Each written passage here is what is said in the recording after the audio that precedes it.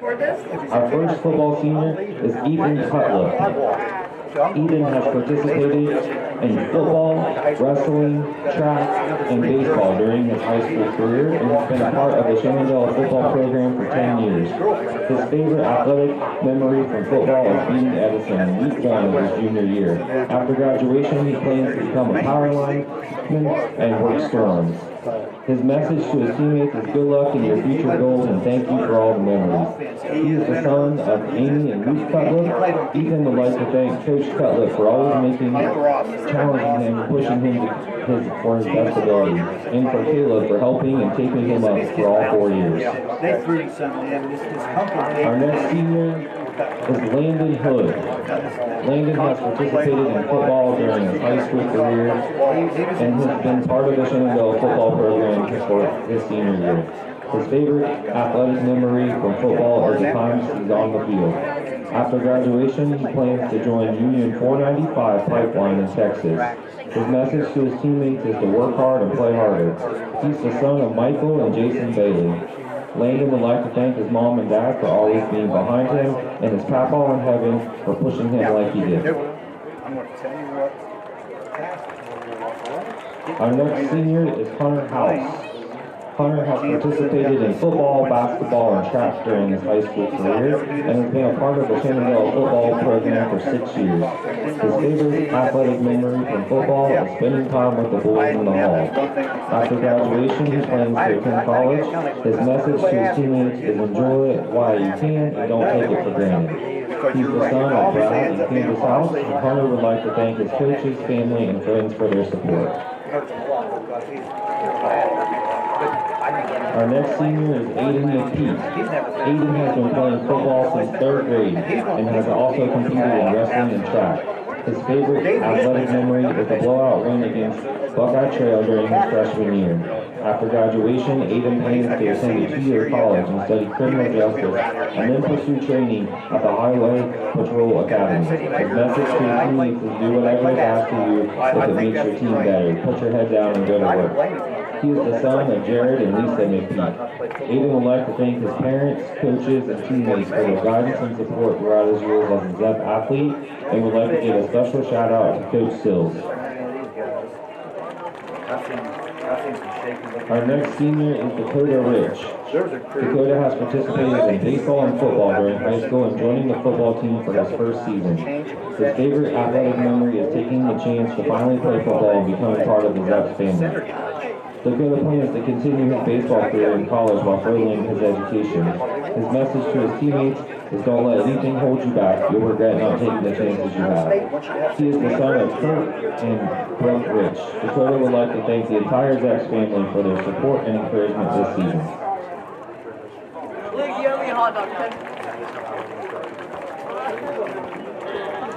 Our next senior is Josiah Roberts. Josiah has participated in wrestling, track, indoor track, and football during his high school career, spending the past 2 years as part of the football program. His favorite athletic memory is putting the belt on Trimble after graduation. Josiah plans to enter the workforce. His favorite coach is Coach Mack, and his message to his teammates is to thank you for my coaches for helping me to get better throughout the years. Josiah is being walked tonight by his aunt, Amber Roberts. He would like to thank his coaches for their dedication and for pushing him to improve year after year. Our next senior is Hunter Rossiter. Hunter has participated in football and track during high school and has been playing football since 3rd grade. His favorite athletic memory is scoring his first 2 touchdowns against Trimble. After graduation, Hunter plans to join the local laborers union. His favorite coach is Coach Mack and wanted to say thank you to all my football coaches for making me a better player. He is the son of Reagan Potts and Robbie and Courtney Rossiter. Hunter would like to thank his football coaches for their dedication in helping him grow both as a player and a person.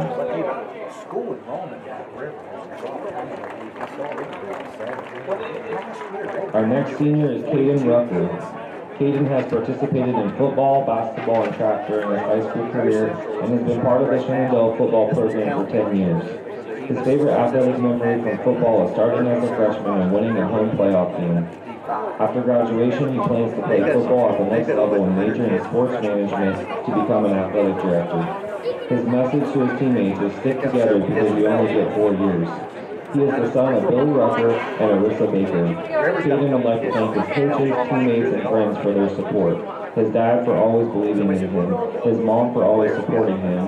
His grandma, Mimi, for always taking care of him. And Becky Hall for always treating him like family.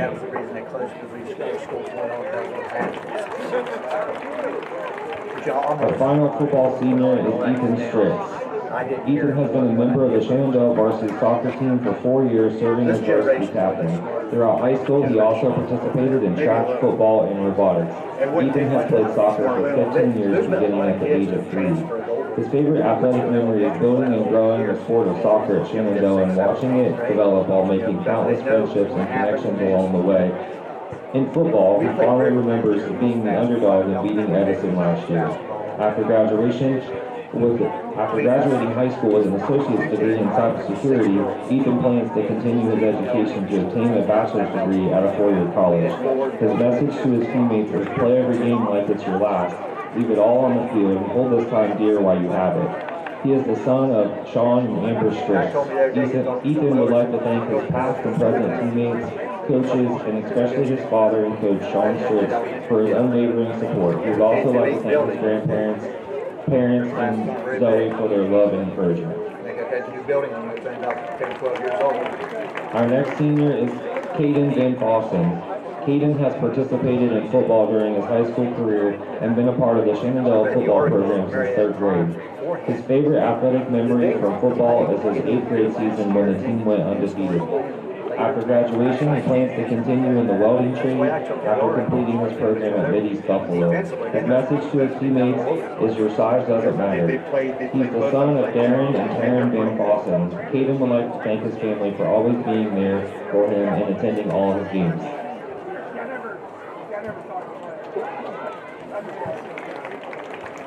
Our next senior is Cole Benson. Cole has participated in football during his high school career and has been part of the Shenandoah football program since 3rd grade. His favorite athletic memory from football is his 8th grade year going undefeated. After graduation, he also plans to continue in the welding trade after completing his program at Mid-East Buffalo. His message to his teammates is to have fun because it goes by fast. He's the son of Darren and Taryn Benson, and he would like to thank his family for always being for them and there for him and being at all his games.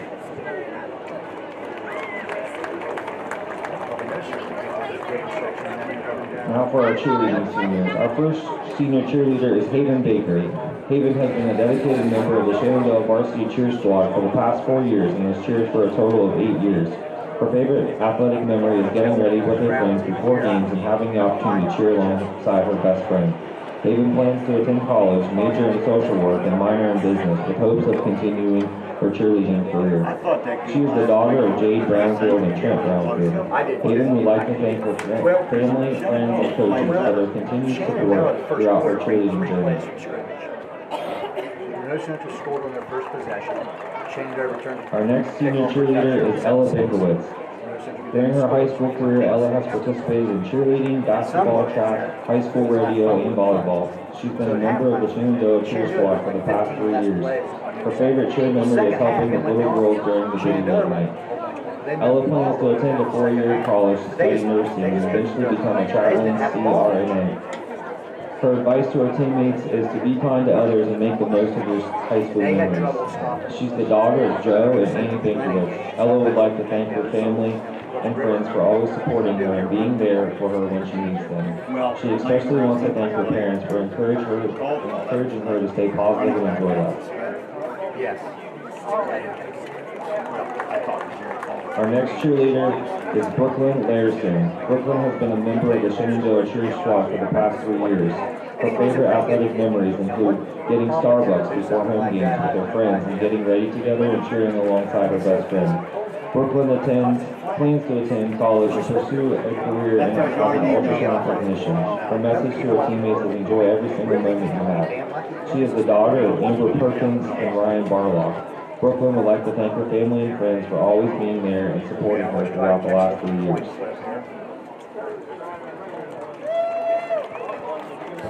Our next senior cheerleader is Jaylee Winman. Jaylee has been a member of the Shenandoah Cheer Squad for the past 3 years and has also participated in the Ohio High School Radio Association. Her favorite athletic memory is spending time with Kylie, Addie, and Jade. Jaylee plans to attend Central Ohio Technical College and major in sonography. She would like to thank her mom and Aunt Randy for being her best coaches ever. Her message to her teammates is enjoy every moment because it goes by fast. Jaylee is the daughter of Jared and Jessica Winkelman. She would like to thank her family and friends for all their support and helping her chase her dreams. A special thank you to her best friend Kylie for coming home from college to celebrate her senior day.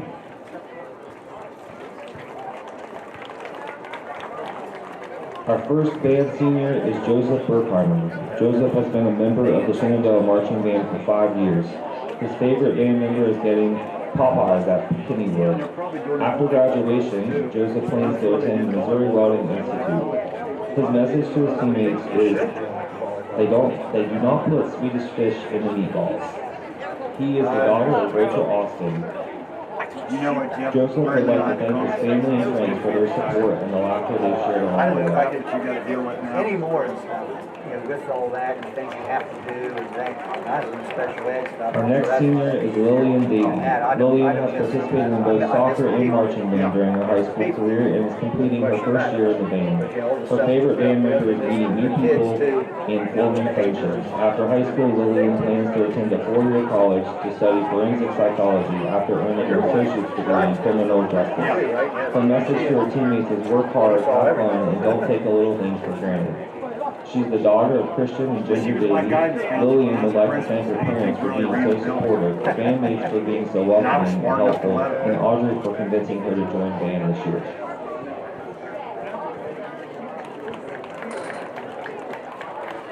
Our next senior is Brillin Ryen. Brillin has been a part of the Shenandoah Marching Band for 6 years. His favorite memory is falling mid-performance during a competition his sophomore year. After graduation, he plans to attend Ohio University Zanesville and earn his BSN in nursing. His message to his teammates is if you fall down, you can always get back up. He is the son of CJ Roddy and Kaylee Hangle.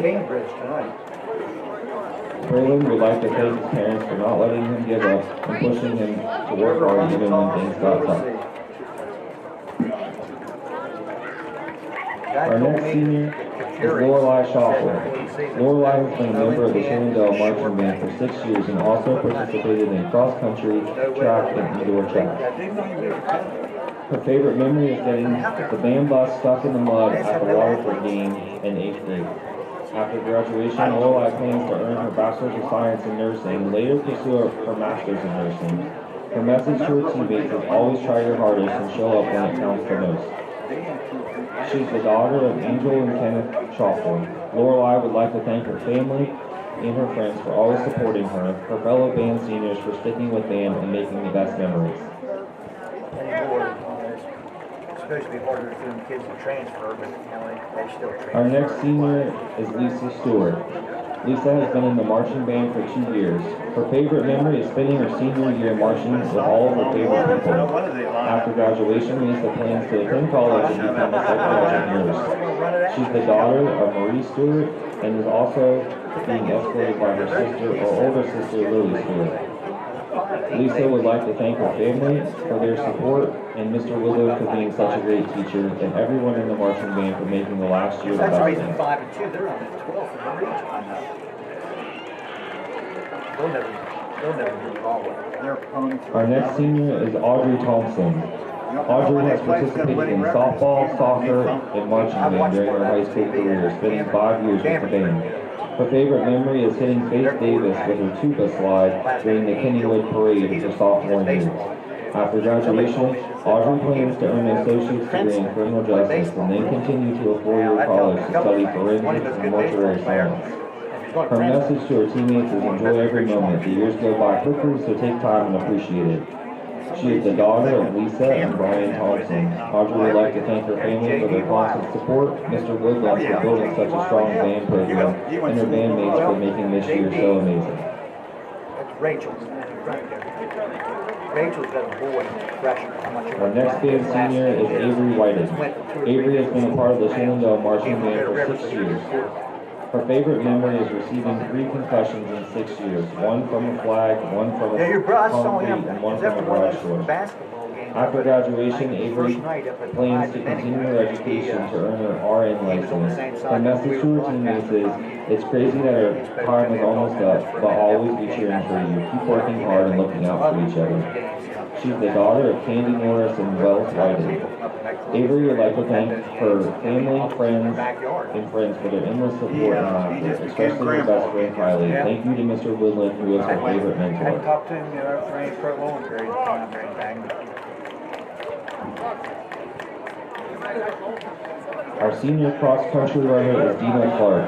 Dena has been a dedicated member to the Shenandoah cross-country program for 6 years and also competed in indoor and outdoor track and field. Her favorite athletic memory is going out to eat with her teammates after meets, celebrating their efforts and enjoying their time together as a team. After graduation, Dena plans to attend college to earn her physical therapy assisting certification.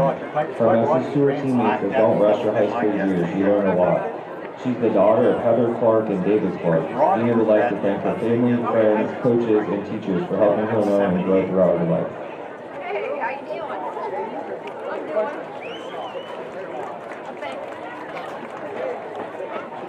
Our first golf senior is Maya Demerlin. Maya has participated in cheer, track, and golf during her high school career and has been a part of the Shenandoah golf program for 1 year.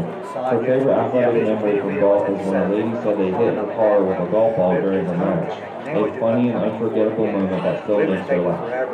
After graduation, Maya plans to attend college and major in personal finance. Her message to her teammates is keep with it even if you aren't the best at it. She is the daughter of Joe Demerling and Mallory Milford. Maya would like to thank Coach Justin Rich for stepping in to lead the golf team and her parents for always supporting her throughout her high school years. If they cause it to. Oh, it wasn't like this for a minute. I mean, it was Our significant. next golf senior And that's is the thing, Corbin they said, Farhola. boy, hey, this may Corbin run has over you. participated in golf, Everybody basketball, would agree. football, and track during his high school career and has been a part of the Shenandoah golf program for 1 year. His favorite athletic memory is winning the 3-hole playoff in the sectional tournament to advance to districts, a highlight of the season and a testament to his competitive spirit. Corbin plans to pursue a collegiate golf career and continue his education in athletics. His message to his teammates is, the golf ball doesn't care what club you hit, there's no need to swing hard. He's the son of Mary and Jeremy Farhola. Corbin would like to thank his mom, dad, Big Bear, Riley, grandparents, coaches, and everyone who supported him throughout his athletic journey. I can go somewhere else. Who else I saw for the game was Vicky and Chuck Roberts. Our senior girls soccer They've got participant grandsons. is Lakin Lively. Lakin has participated in soccer, volleyball, wrestling, and spinning 1 year on the girls soccer team. Her favorite athletic memory is scoring her first goal against New Lex. Lakin plans to attend college to earn a bachelor's degree in forensic psychology while continuing her athletic career in wrestling. Her message to her teammates is be yourself and have fun while it lasts. She's the daughter of Stephanie Daly and Travis Moore. Lakin would like to thank her coaches and teammates for making some of the best memories during her first and last year playing soccer. Back rudder right there. I see him, yeah. I don't see Vicky, but I'm sure she's Oh, somewhere. she's here. I walked in. Boys soccer. Our first boys soccer senior is Bryce Jacobs. Bryce has participated in both soccer and robotics during his high school and has been part of the soccer program for 3 years. His favorite memory is scoring a goal against Caldwell. After high school and graduating with an associate's degree in criminal justice, Bryce plans to continue his education at a 4-year college. His message to his teammates is to continue to grow and change as people. Bryce is the son of Jeremy and Jennifer Jacobs. He would like to thank his parents and his sister Addie for their support, his incredible friends Ethan, Nathan, Adriana, Audrey, Lillian, Emma, and Zoe, and give a special shout out to Remington Wecklocker and his family, wishing Remington a full and speedy recovery.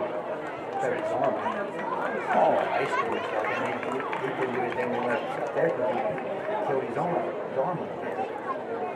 Think about it, played football. Our next senior He was a quarterback. is Evan McMasters. Evan competed in soccer, basketball, track and field, and golf throughout high school, playing soccer for 4 years.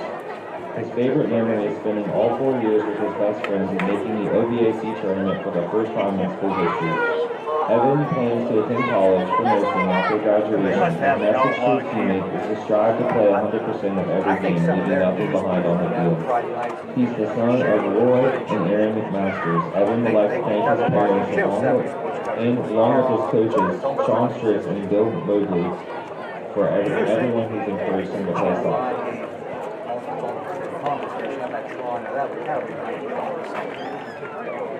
Our next senior is Julian Mitchell. Julian has played soccer for 15 years and served as the varsity captain for one season. His favorite soccer memory is the pink jersey winning era last season and the bus rides that followed. Julian plans to earn his HVAC certification while in high school, then pursue an associate's degree in business before enlisting in the Air Force. His message to his teammates is from the OG passing down the crown. He's the son of Michael and Callie Nichols. Julian would like to give a special thank you to his parents for always being there to support him and cheering from the stands, and to his grandparents for their love and support throughout his soccer career.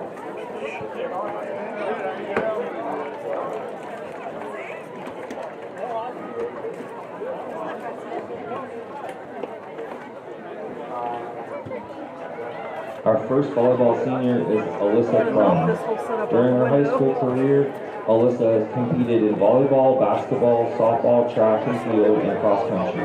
She's been dedicated to volleyball for the past 9 years, and her favorite athletic memory is reaching the Final Four during her sophomore season. Alyssa plans to attend a 4-year college and major in pre-dental. Her message to her teammates is enjoy every moment because it goes by fast. She's the daughter of Jason and Stephanie Crum. Alyssa would like to thank her friends and family for always supporting her in everything she does.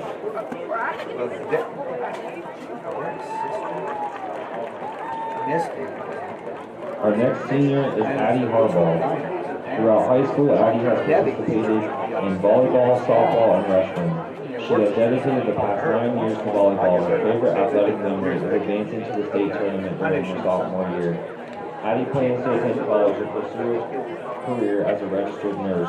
Her message to her teammates is, do not take anything for granted. She's the daughter of Sonia and Scott Harbaugh.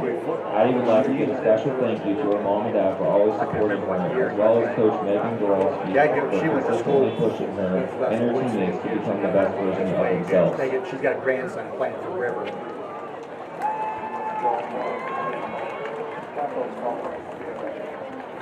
Our final senior is Brena Leech. Brena has participated in volleyball, basketball, and track and field during her high school career. She played volleyball for the past 9 years, and her favorite athletic memory is winning the Elite 8 games against Shekinah Christian.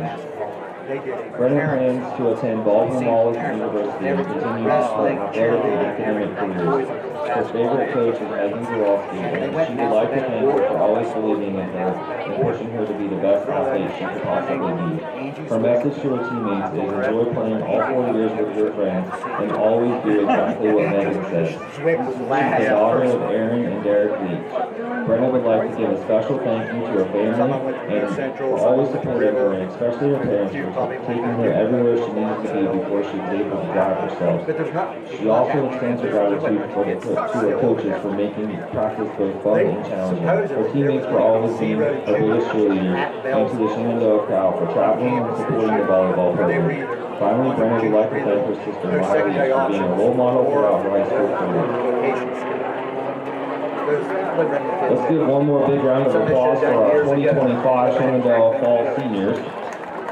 We'd like to thank them for their commitment, leadership, and passion. We wish them the very best of their future endeavors. Thank you to our parents, families, friends, coaches, and the Shenandoah community for their love and encouragement you show these athletes.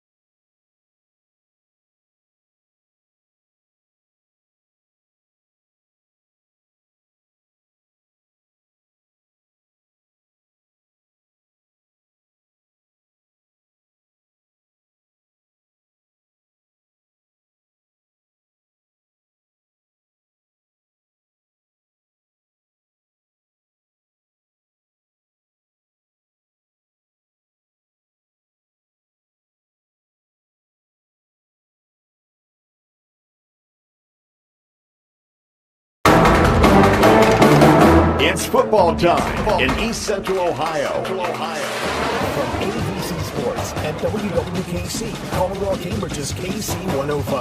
Now it's time to head for the field for tonight's game on WWKC. Kickin' Country, KC 105.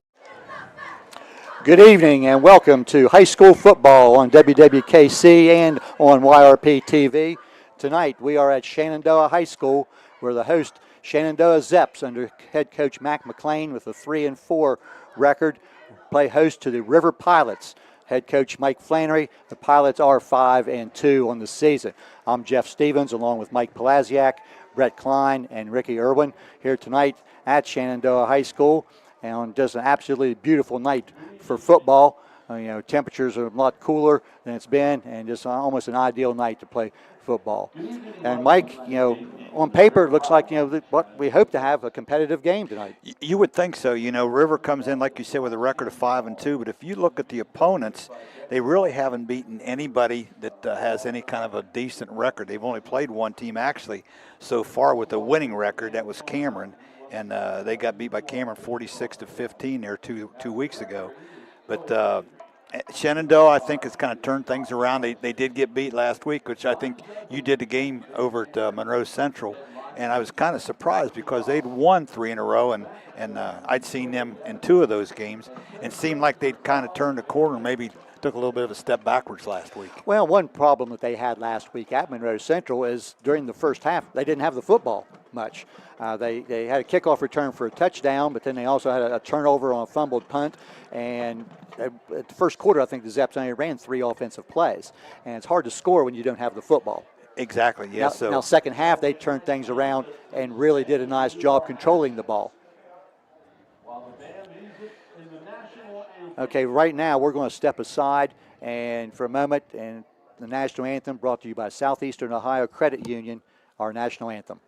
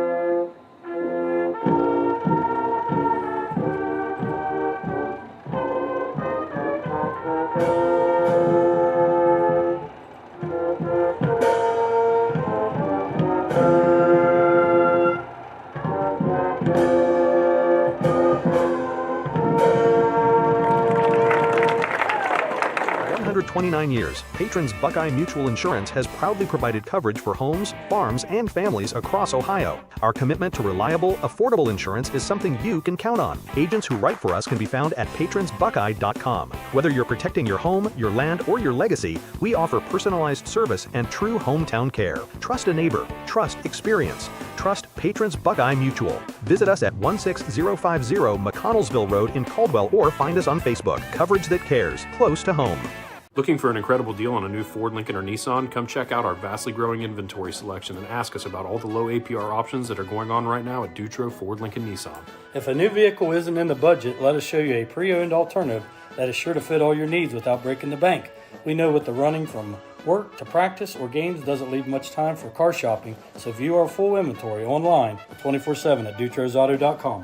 Best of luck to all the coaches and players this year. Have a safe and successful season from all of us at Dutro Ford, Lincoln, Nissan.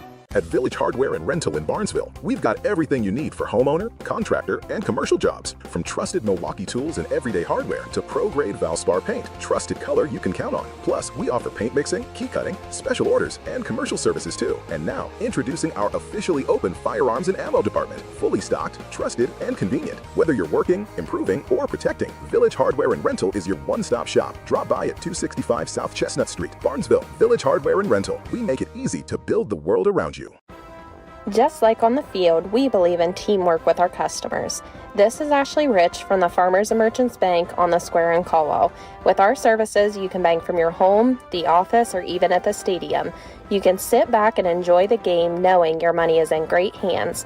Good luck to all the local teams this year from everyone at the Farmers and Merchants Bank, member FDIC.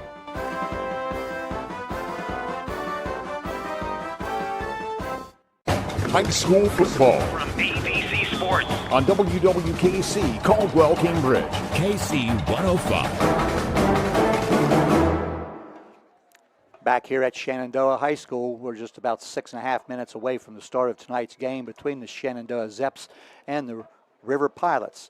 And we'll take a moment here to acknowledge our sponsors. And without them, we would not be able to be on the air. And our pregame, their national anthem was brought to you by Southeastern Ohio Credit Union, as we're doing the national anthem before all of our games that we're airing this year. Also, our in-game kickoffs brought to you by Valentine Insurance. First downs, Caldwell Lumber. Red Zone trips by J&M Electric. Touchdowns by Kemp Insurance Agency. Our scoreboard updates throughout the night by Surgent Construction. If you're watching us on YRPtv, our instant replays there by High Street Seneca. And after the game, we will have a player of the game for the Shenandoah Zeps, sponsored by Plus One Pizza. Also, our sponsors through the night, Cedar Ridge Behavioral Health Solutions, Patrons Buckeye Mutual Insurance, Abel's Electric Heating and AC, Allwell Behavioral Health Services, Dutro Ford, Lincoln Nissan, Sue Snowd State Farm, McVeigh Perkins Funeral Home, Doane Ford, Village Hardware and Rental, West 40 Auto Sales, Bicon Services, Chandler Funeral Home, Farmers and Merchant Bank, and C&K Muffler and Brake. And also the Other Farm as an added sponsor today, that being located in Woodsfield. And I got to write that down so I can mention that. Greg Shoemaker would hate it if I didn't mention that. You don't want to make him mad. I'll just remind him what I did for him. Okay, let's see, we're just a few minutes away from starting here, waiting on the arrival of the Zeps, who are now making their way down to our right. The Pilots have taken the field. You've got some notes there on some personnel to kind of keep an eye on tonight. Why don't you go over some of those key individuals? As far as the River, I wasn't able to get a whole lot on them, but I did see a little bit of the write-up from their game last week. And Jeff, Woody Hayes would have been proud of the Pilots last week because they did not throw one single forward pass in that entire game. They had 3 running backs, all had very successful evenings against the Tigers. It was led by 5'11", 200-pound junior Trey Larrick. Last week against Shadyside, 16 carries, 118 yards, 2 touchdowns. Also in the backfield, 5'11", 160-pound junior Wyatt Stalter. He checked in last week, also 16 carries, 100 yards, 2 TDs. And the third back is Braden Johnson, a 5'11", 170-pound senior. 13 carries, 51 yards, and a touchdown last week. So we saw them warming up. Looks like they like to run the old wishbone offense, which is almost obsolete anymore. But you made a good comment earlier in the night. Coach Mike Flannery's been around forever, and he probably knows pretty much about every offense that's possible to run. Yeah, and he's been known, to do completely opposite from one week to the next. And also on top of that, as you say, the Pilots had success running the ball last week, and especially in the first half last week. The Zeps had a little bit of trouble with Minot Central's ground game. Minot Central had 2 backs gain 100 yards last week. So it'll be interesting to see how things play out here at the start of this game. It looked like the way River was warming up earlier, they've got some size along the offensive front. Those guys were just basically foot to foot and said, here we come, do what you can to stop us. So the Zep defensive front will have their hands full tonight. And offensively, I know for Shenandoah, new quarterback this year, just a sophomore, and he's come on, he's making progress. And I thought last week, he had a really strong second half running the football. He did. Brody Brown is their sophomore starting quarterback, and I've got a chance to see Brody play about 3 times this year, and he has continually gotten better. Maybe not the strongest arm, but I'll tell you what he does. He's very athletic, and he has an innate ability to extend the play. He's good with his feet and can run. And, of course, the running backs are the twins, Kaden and Cole Van Fossen. And I tell you what, they're not very big, but I'm telling you what, those young men are tough to bring down. Wide receivers, they've got some skill kids. Ethan Cutler, Hunter Rossiter, Hunter House, Jamison Archer are all young men that have a little bit of speed and pretty good hands. So be interesting here tonight. I think it's imperative for the Zeps to get off to a good start here. And as you said, I think earlier, the River Pilots did win the toss, and contrary to what most people believe, they decided they're going to take the ball and see what they can do on offense to begin with. And I think you see that in high school ball a lot more than what you do at the college and professional level. The Pilots have been in a hurry. They've been in position to return this kickoff now for a couple of minutes. Zeps have now taken the field and ready to kick, where Ethan Stritz will tee the ball up and kick off here for the Zeps. Deep for the Pilots are Wyatt Stalder and Cam Abbott. It'll be interesting to see what Stritz decides to do here. I know 2 weeks ago they got to the point towards the end of the game that all his kickoffs were nothing but squib kicks. And they had success actually recovering a couple of those. So we'll see what he decides to do tonight. He has it teed up straight, so we'll see. We get the whistle and we're ready to go. And underway here from Shenandoah High School, Pilots and Zeps. It's a little pop-up kick, and we get a flag. And I think coming from the side judge, I think one of the Zeps probably was offside, and that is the signal. So no time off the clock, and we've already got a penalty. That's not the way we want to get started. Let's hope that's not an indication of things to come. That's one of the issues I know Shenandoah has had this year. They have a tendency to kind of shoot themselves in the foot. I know there was a couple games earlier in the year, one the Bridgeport game especially. They basically beat themselves. They were by far the best team on the field, but because of turnovers and penalties, were not able to pull out a win that night. So Ethan Stritz will back up 5 yards and now tee it up from the 35-yard line, and we're going to try this again. Return men standing on about their own 25-yard line. So barring something crazy, you would think that River would get pretty good field position here to start their first drive. And it's a high kick, taking about the 25-yard line. This is Abbott across the 40, about the 42-yard line where he's brought down. And as you say, a really good field position for the Pilots on their first offensive possession. Yeah, Abbott, just a freshman, 5'7", 130-pound freshman, spends a little bit of time at quarterback. He along with Trail Thompson. They'll put the ball down on the 43-yard line. Trail Thompson is the quarterback, number 12. They have a double tight end and double wing set. Thompson goes under center. Man in motion. And the handoff to the right side. And stacked up, very little gain. That's Trey Larrick, the ball carrier, and he met a lot of resistance off his right offensive side. Jeff, I got a feeling we're going to see an awful lot of that tonight. A pickup of yard on the play, 2nd and 9. Again, a tight formation. Little wishbone action here. Hand off a little counter and some running room off the left side, but it's a short gain near midfield. I think it was Wyatt Stalder on that. That was carry. Stalder, yes. Wyatt Stalder got the carry. He's going to be out near the 49-yard line, let's say.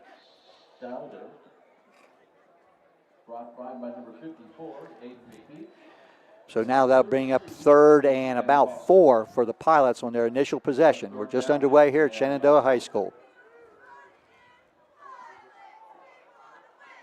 Again, handoff straight ahead. Short gain, and it's stopped. It's well short of the first down. So Coach Flannery, the veteran head coach for the Pilots, is going to have his first major decision here of the evening, because that's going to bring up about a 4th and a long 2. That was Larrick, the ball carrier for the Pilots. He does get across midfield to the 49-yard line, and the Pilots will punt on this 4th down and about 2. Trail Thompson, the quarterback, is the punter, and anytime the quarterback is the punter, you have to be wary on the defensive side. Only one man back deep here for the Zeps. Kick goes over angle to the right, hits about the 20, rolls out of bounds inside the 20 at about the 17-yard line. Nice executed punt there by the quarterback, Thompson. Hunter House was the secondary man. He just let the ball go out of bounds. You know, this is a good kick where the Zeps will now take over their first possession, and it looks like about the 17-yard line. Jeff kind of surprised not to see Kaden Van Fossen back there returning punts. He had an 85-yarder for a touchdown last week. Zeps huddling down on the sideline now to go to the line of scrimmage. Officials reposition the football now to the 17-yard line. Brody Brown, the sophomore, is the quarterback. He'll be in the shotgun. He'll have Kaden Van Fossen located to his right. 2 receivers left and 1 right. Man motion fake. Brown wants to throw a little pass here. That's complete. Running room to the far side and still on his feet and fighting forward. He's going to have a first down. That's going to be a Caldwell number first down. That's going to be complete to Hunter Rossiter. And a nice effort by Rossiter after he caught the ball out to the 29-yard line. A lot of wind addressing right before that play, but I tell you, it was well executed. When he caught it, he had some room and turned a short pass into a nice 12-yard game for the initial first down. And in my observation of the Zeps last week, they did utilize a lot of the short passing game and not a lot of downfield throws. Again, Brown's in the backfield. Van Fossen relocates to the right. Now goes in motion. Brown wants to keep off the right side. Gets yardage up to about the 35-yard line. That's going to be 5, maybe close to 6 yards. Put the ball at about the 36-yard line. Early on, it looks like there's a definite size advantage for the Pilots, but the Zeps appear to be a little quicker than what the Pilots are. Everybody running the ball here. If this stays up, this could be a quick night. No complaints from us, is there? Handoff on the reverse coming to the left side, but in the backfield, this will be a loss on the play. And nice job defensively there by Braden Johnson, who came up for the Pilots, makes the tackle back at the 31-yard line. And that is a loss of about 5 yards. And that will bring up third down and let's call it 8.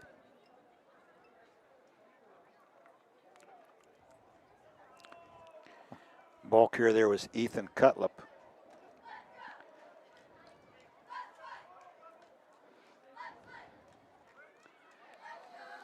And Brown takes a snap, drops back, wants to throw.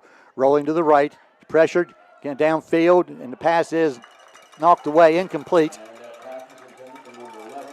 Hunter House was the intended receiver, well defended. And can't make out that number on the defender. He did a nice job reaching across and knocking that ball away. So now we'll get a punt formation. 8:07 left, opening quarter here, no score. That might be Aiden Milhone. Hunter Rossiter will go back in punt formation for the Zeps. Single man deep for the Pilots. Kicks away. It's a high kick. Short. It's going to hit about the 40-yard line and roll out of bounds on the near sideline. No return. Abbott was the deep man for the Pilots. And they'll mark it out of bounds at the 38-yard line. And that's where the Pilots will take over for their second possession. No score, first period.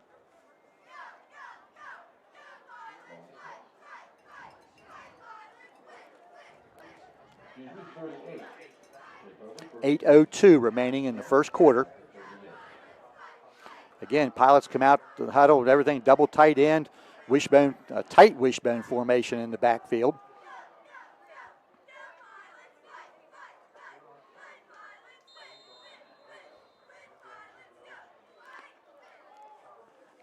Handoff hit hard in the hole, no gain.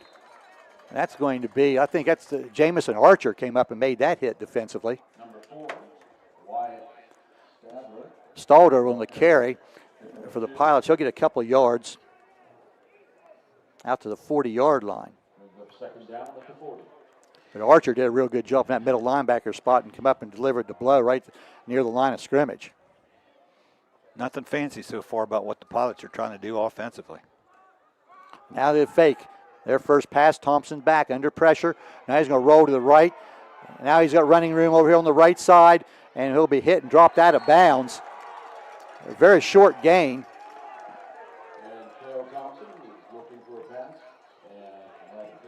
And I'm not sure, I think number 15.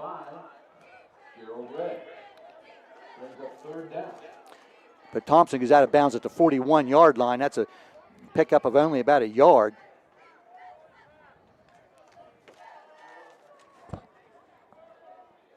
I don't have a 15 on my roster, Mike, for the Zeps. I think I heard the announcer say that was That's Ray. It might be Kunkel. Gerald Ray, yeah. Kunkel, David Kunkel. So now 3rd down and long. Thompson rolls out to the left. Downfield, pass is caught, and that is complete. And we have a flag on the play in the backfield. The receiver was Wyatt Stalder. And we have a holding call against the Pilots, and that will negate the gain on the play, which was good enough for a 1st down. And this will bring up a 3rd and real long. Well, for a team that didn't throw any passes last week, I tell you what, Thompson sat back there and threw a pretty nice ball out there to Stalder. This is going to take the ball back. I see one of the linemen out there for the Pilots kind of slamming his fist to the ground. I think he must have been the guy that was called for the penalty. So that takes the ball back to the 31-yard line in River territory and brings up 3rd down and long. About 3rd and 17. Now the Pilots send 3 receivers wide left. Thompson will go to the shotgun. He'll roll to the left. Pump fake. He has time, has lots of time. And finally throws the ball downfield and incomplete. He overthrew one receiver and was short of the other receiver. Had plenty of time to throw the football, Jeff, but I tell you what, the secondary Shenandoah had, there's actually only 2 receivers out on that pattern. Had those pretty well covered, so probably good. I would say where he threw the football at, he was just throwing it away. The Pilots will be forced to punt for the 2nd time. Hunter House, single secondary man for the Zeps. Trail Thompson is in punt formation for the Pilots. 4th and long. Thompson gets the kick away. It's a line drive kick. It's going to hit and bounce, and Zeps will let it roll inside the 30, and it will roll dead down near the 25-yard line. And that's where Shenandoah takes over their 2nd possession here in quarter number 1. 6:48 left, 1st quarter. There is no score.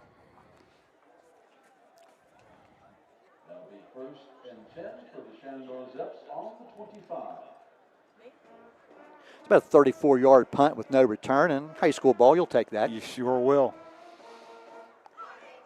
You know, you tell your receivers back there, your return men, to try to catch that near. There was no way that punt could have been fielded. Exactly. No, he did anything he could do, and that was stay away from the football, yes, so something funny didn't happen. And now we got the delay here. They had the wrong team's ball in there, yeah. Changing the football. And now it'll be put down at the 25-yard line on the left hash, and that's where the Zeps will put it in play. Zeps actually picked up about 8 yards on that exchange of punts. I think they started their first possession at the 17. This one at the 25. That is correct. Brody Brown is in the shotgun formation, and we're still waiting for we're still getting another football in. We got footballs flying all over the place here, Mike, and I'm not sure what's going on. Jeff, I don't understand why they're all coming in from the river side, because you would think the ball that they're going to use would be one of Shenandoah's balls. I'd say a Shenandoah football got put on the far side, on the river side earlier. Must have. Brown to the quick pass, and it's complete. Short gain there. That is Rossiter. He's forced out of bounds by Johnson. Pickup of about 4 yards. Out to the 29-yard line, 2nd and 6. Brown quickly over and gets the play from the sideline. Now back to the huddle. Again, Kaden Van Fossen is to the right of the quarterback, Brown. He wants to throw again. He has some pressure. He's forced to scramble to the right. Throws off the run. He's got a man complete. And he breaks a tackle across midfield. It's a foot race. 40, 30, 20. Cuts back 15, 10, 5. That's going to be a touchdown. Shenandoah Zeps. Ethan Cutler. And that play will go for 61 yards. Ethan Cutler, a nice job. Once he turned upfield when he'd made that catch, it was a foot race, and it didn't take long until he put a distance between him and everybody on the Pilot side. 61-yard touchdown play. That got people cheering. Ethan Stritz now will be on for the extra point. Brody Brown was able to get outside the defensive end that time. Nobody that they lost contained. He was able to get out there and bide it enough time to get the Cutler open. And once Ethan caught the ball, he knew exactly what to do with it. Made a real nice cut down here around the 20. Turned the defensive back all the way around. Stritz's extra point kick is no good. So it's 6 minutes and 11 seconds remaining in period number 1. Shenandoah 6 and River nothing. We'll be right back. At Doan Ford, your family means the world to us. Our parts and service department work to make sure your family arrives at their destination safely. Our collision department takes pride in getting your family back on the road. Whether you're taking a trip, going grocery shopping, or taking the kids to school, choose Doan Ford. We will be happy to help you. Stop in and see us today for all of your parts and service or collision needs.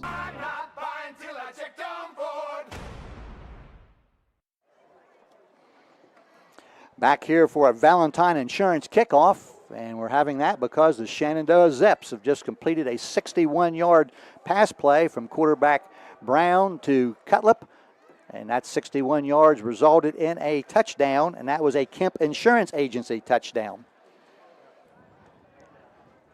And Ethan Stritz will tee it up from the 40-yard line for the second time tonight.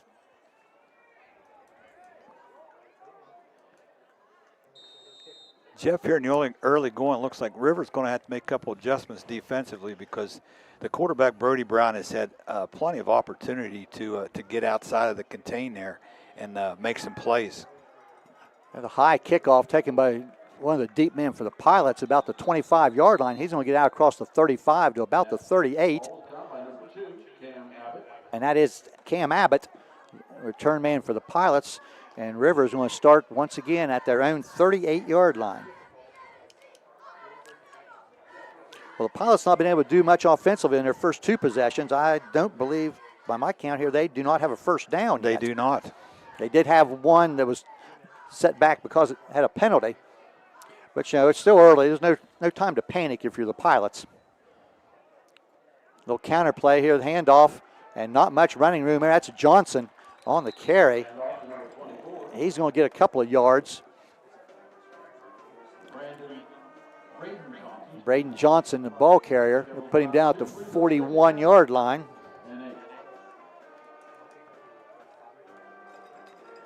So far, halfway through this first quarter, the Zeps front defensively has had the answer for the River running attack. You say the Zep front probably giving away a little bit of size. I'd say so, yeah. They've held their own very well in there. You know, it's a four-man front. They got a pretty nice linebacking core behind there, too, that's helping out. Toss wide. That's Stalder, and he'll be brought down after a short gain. Trying to get it to the outside.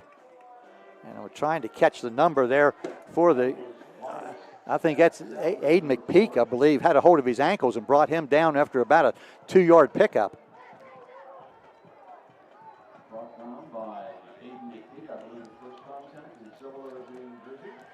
So that will bring up third down and about 5 here for the Pilots. They're at their own 43-yard line. Zeps leading 6-0.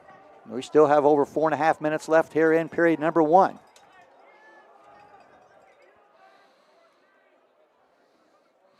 Stalder's in motion to the right. Thompson drops, wants to throw a screen pass. It's complete. And we'll see where they mark him out of bounds on the far side. He's very close to a first down. And we've got a man down on the far side also. That's a River player down. I think Trey Larrick was the receiver. And it's looking to see for sure where they put this ball down. I have no signal yet from the officials that I've seen. I think he's got the first down. No, because the The chain gang hasn't even moved yet. There they go. And it is a first down, a Caldwell Lumber first down for the Pilots out to the 48-yard line.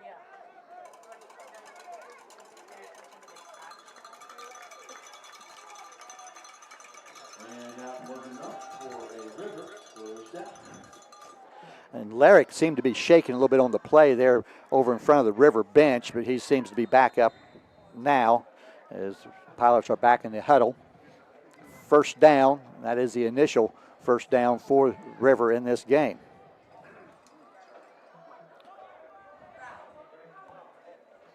Direct snap now to Stalder. He'll try to get the bounce to the outside, but he's going nowhere. Is that Archer? Archer right there on the play. Archer, one of those inside linebackers, does a really nice job. They'll give Stalder about 2 yards right to midfield.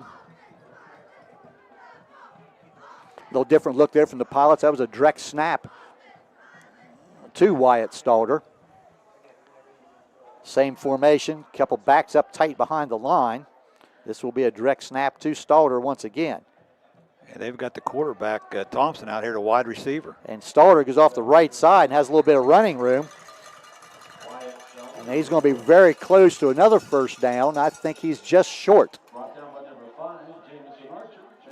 Put the ball at the 43-yard line. Third and a yard. Well, what that appears to do, that direct snap to Stalder, may speeds things up as far as him hitting the line of scrimmage. They do it once again. Stalder, and he tries to bounce the outside. He's brought down immediately. Kaden Van Fossen from his cornerback position. And that changes things entirely. And what was second down, or was third down and a yard, that's going to be a loss on the play. Nice job by Kaden Van Fossen back to the 45. Loss of a couple. Boy, he read that play nice and got to Stalder's feet before he could even get started. I think where we're at, I think I can hear somebody yelling clear from the River sideline at somebody that missed a block. And that will force the Pilots to punt. It looked like they were in business, but now Thompson will go back in punt formation.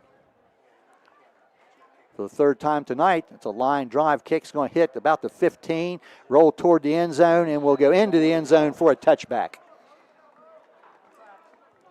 That's about a 45-yard net punt, or 45-yard, about 25-yard net. Thompson's punts aren't really artistic, Jeff, but they get the job done.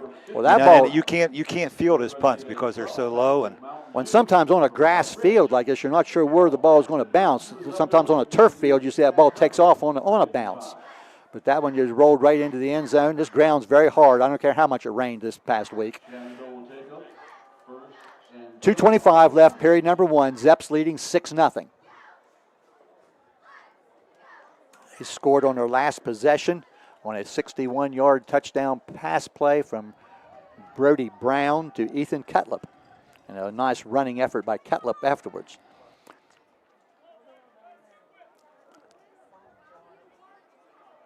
I think the Zeps have asked for the ball to be moved at the 20 over near the right hash, which they have the right to do. Would make one think that this running play may be coming to the left. Brown with Van Fossen beside him to his right. Fake to Van Fossen. Brown trying to roll out here to the left. Has some positive yardage out to about the 25 where he'll be wrestled to the ground.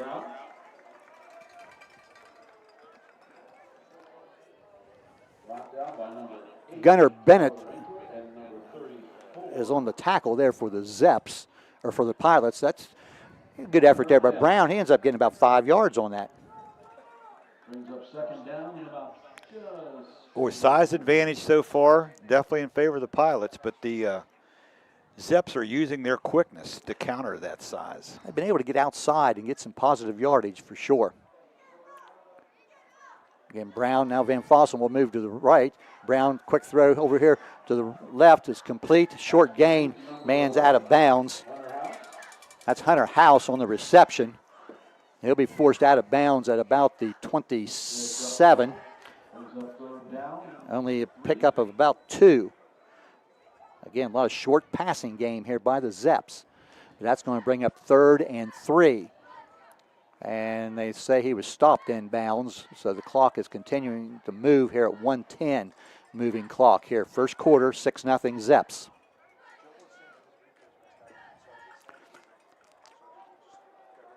Well, this appears that the Zeps feel like they can move the ball with that short passing game. They send 3 receivers wide right, 1 receiver to the left. And there's a lot of movement. And we had both teams moved, and I think the pilots that are going to be guilty of moving into the neutral zone, and that is the case. And that 5-yard step off will be a Caldwell Lumber first down for the Zeps. We had movement in the backfield too for the Zeps, but evidently the movement came first from the pilot defensive front.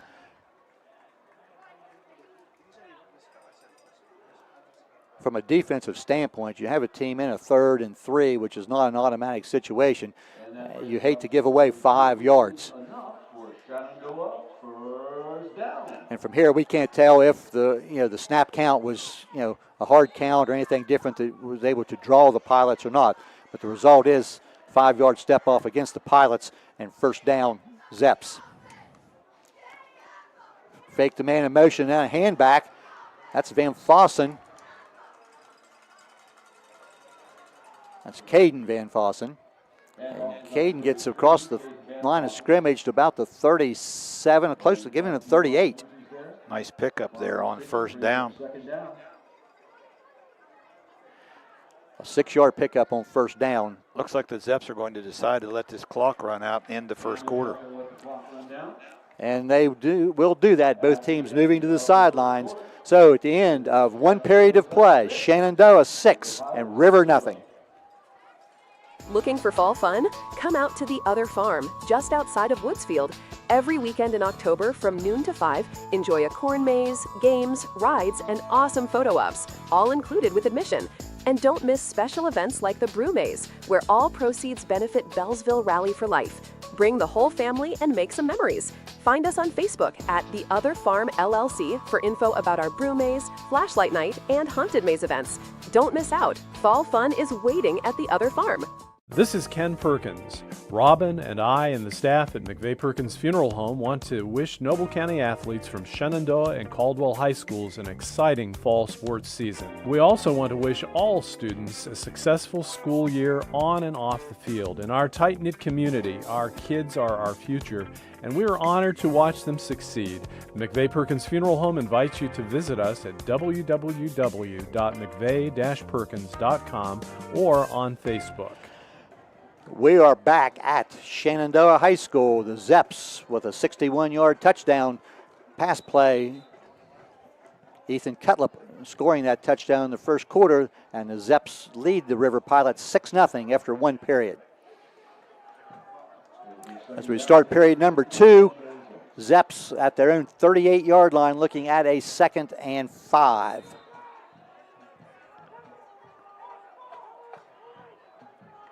A man in motion, and fake. Brown rolling to his right. He's under some pressure, under lots of pressure, and still on his feet, avoids a deep loss and gets out back to the line of scrimmage and gets some positive yardage. And Brown, scrambling on the far side, may have gotten his first down. It's going to depend on the spot over there. It's going to be close. Stopping the clock. Well, what a job there by Brody Brown, staying away from there was 3 River Pilots all over him, and he was probably gave away about 15 yards into the backfield. They marked Brown out of bounds just about a yard short. Put the ball down at the 42-yard line, where the Zeps will now look at 3rd and a yard. I initially thought Brown did a whale of a job there to turn a loss into even a no gain, but then he ends up picking up positive yardage and very nearly was able to record a first down. Yeah, and that was definitely all Brody Brown. But now 3rd and a yard. Brown wants to throw. Across the middle, complete. And brought down immediately. Rossiter on the catch. That will be a Caldwell Lumber first down. That was a nice throw by Brown. Good composure back there in the pocket. Waited till Rossiter open up and put the ball right on the money. Line of scrimmage now, Zeps still at their own 49-yard line, but that Caldwell Lumber first down keeps this drive alive. And Brown has been very effective throwing the ball here in the opening stages of this game. I've got him so far 5 out of 6 for 88 yards and a touchdown. That's very effective. They run a little option play. Now he pitched it out to Van Fossen, and Van Fossen breaks a tackle, gets across the 40 before he's brought down. That will be another Caldwell Lumber first down. And that was Kaden, I believe, right? Yes, Kaden Van Fossen. Down to put him at the 39-yard line. That's about a 12-yard, at least 12-yard pickup.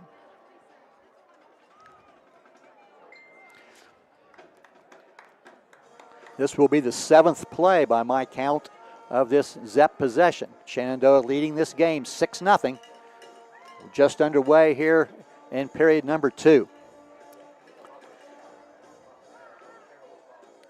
That size of River might be wearing down just a little bit because they've had to do a lot of chasing here, especially Brody Brown in the early going. And those big guys, when you have to chase guys, that takes a lot out of you, for sure. We get a flag at the snap. Kaden Van Fossen is brought down in the backfield by Gunnar Bennett.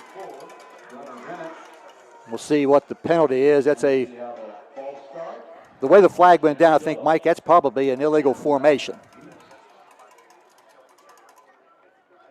Now the play was stopped at about the line of scrimmage, and it looks like the Pilots have elected to take the 5-yard step off. Now we'll take the ball back to the 44-yard line.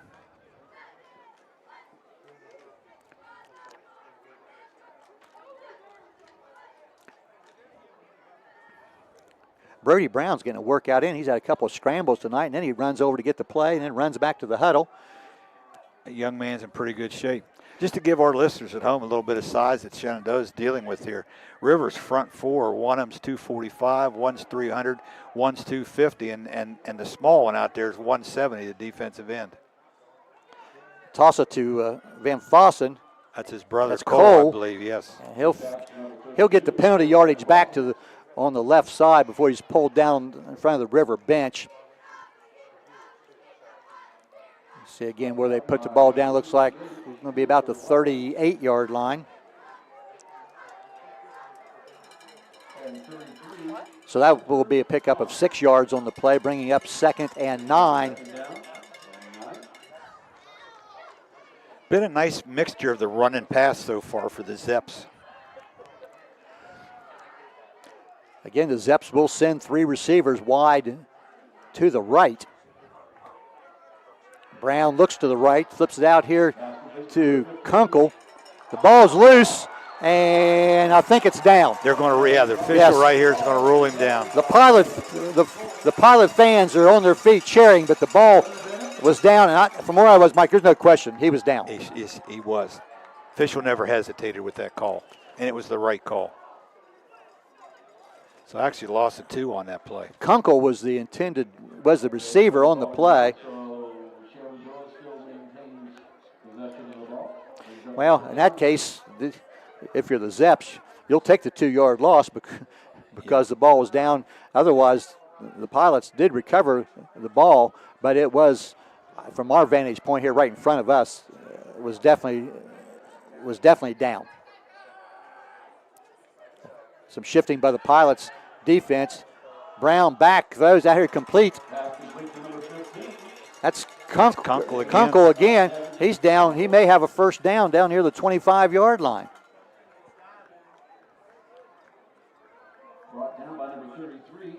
They'll put it down at the 26-yard line. Strawn on the tackle for the Pilots. That is a Caldwell Lumber first down. Another nice ball thrown that time by the sophomore Brody Brown.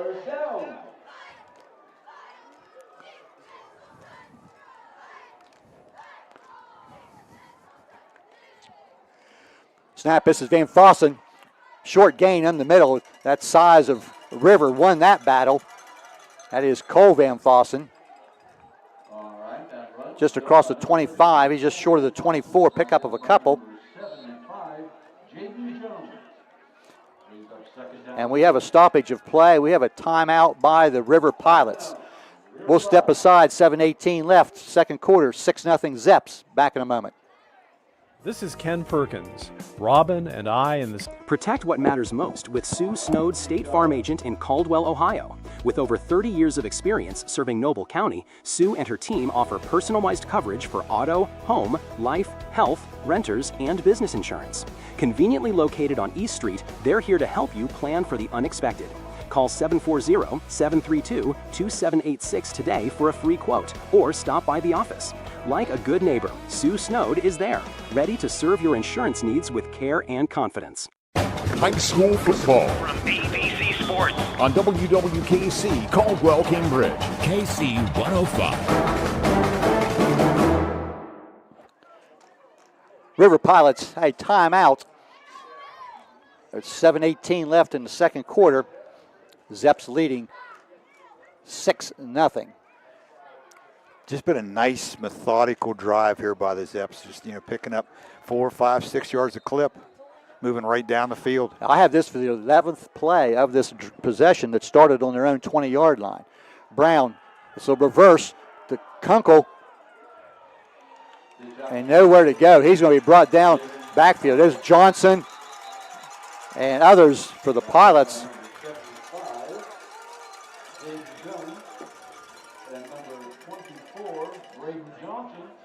That's all back clear at the 32-yard line.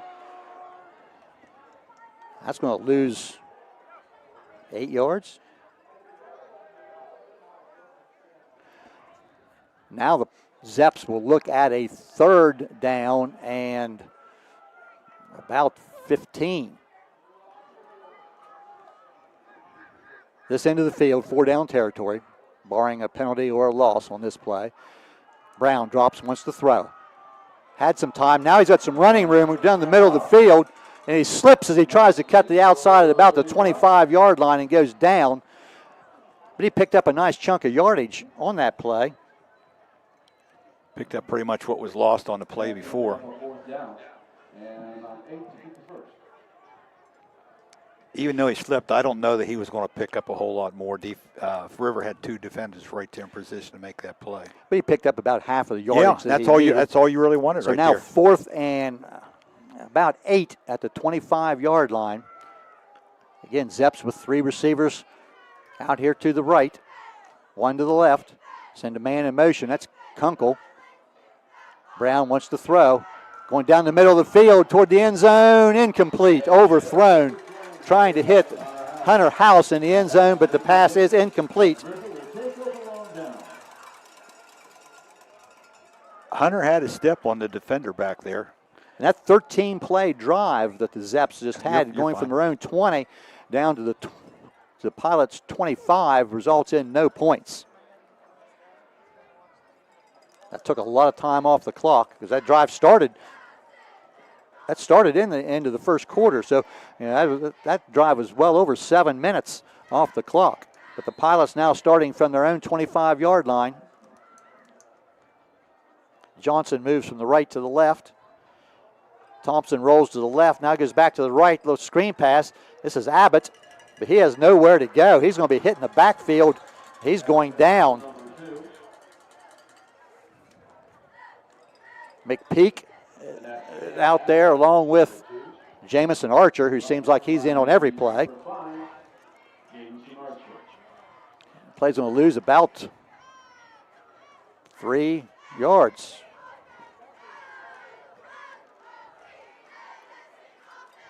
As you said earlier, the inside linebackers for the Zeps are very, very active and do a really good job. Now a 4-man stacked formation over here.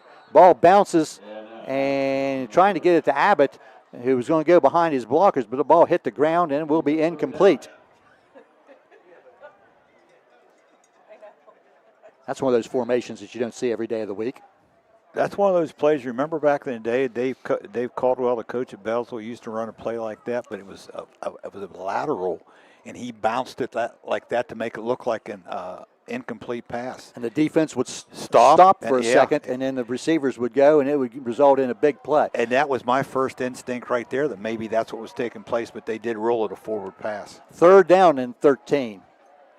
Thompson rolling out, going across the middle. The ball's going to be caught and brought down immediately, and it's going to be short of the first down. Van Fossen on the tackle. Stalder on the reception, down to 30-yard line. And that should bring up a 4th and 5. And now the punt team for River does take the field.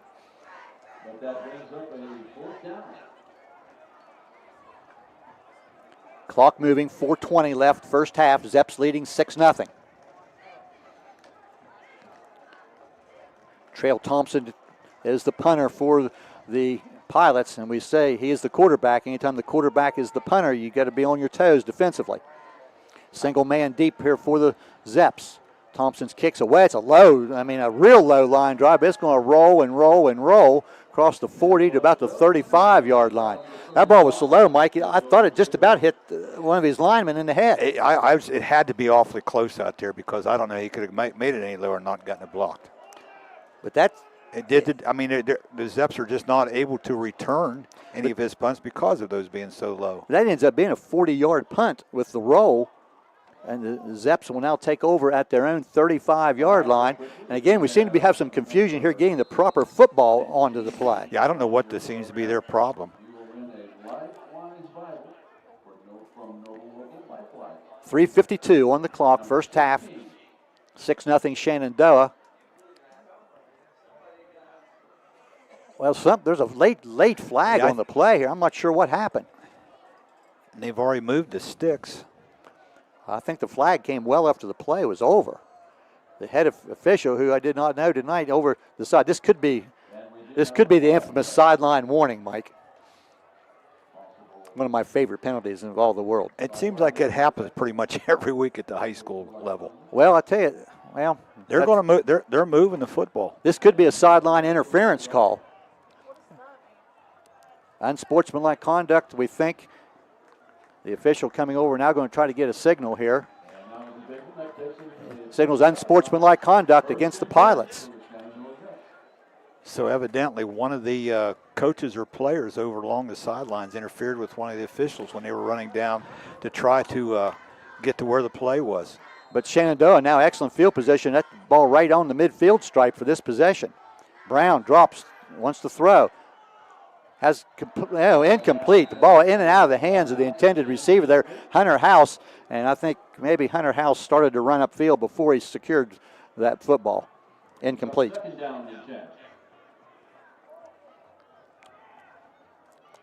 Well, I don't know how many passes is that for the Zeps now? They've thrown the ball quite a bit here tonight. Get my right sheet out here.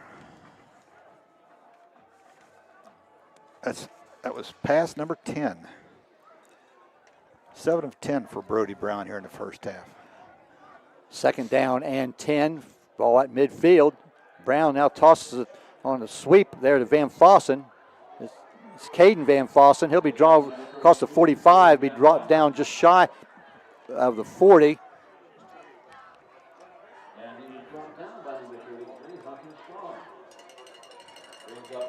Hunter Strawn on the tackle there, I believe, for the Zeps. Pick up on the play of about 8 yards. They put the ball down at the 42-yard line. That brings up 3rd down and 2 for the Zeps. And we're down just a little more than 3 minutes, actually 3 minutes and 7 seconds to go here in the second quarter. Zeps in control. Brown fakes the toss this time, and he wants to keep it. Instead, sidesteps one tackler, and he's going to get his Caldwell Lumber first down across the 40 to about the 39-yard line. Nice job there by Brody Brown.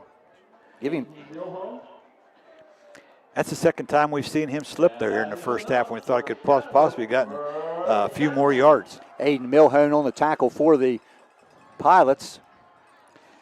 They'll make a change defensively now, bring another big body in on that defensive front. They seem to have plenty of them. 2:40 remaining here. Zeps, I believe, have all 3 timeouts remaining. So no need to hurry yet. Kunkel in motion. Brown drops, he wants to throw, rolling to the right. Now he's going to scramble back to his left. Has some running room across the 40. He'll be pulled down. Nice tackle. That's Strawn, I think, again on that tackle. And he's a little slow to get up.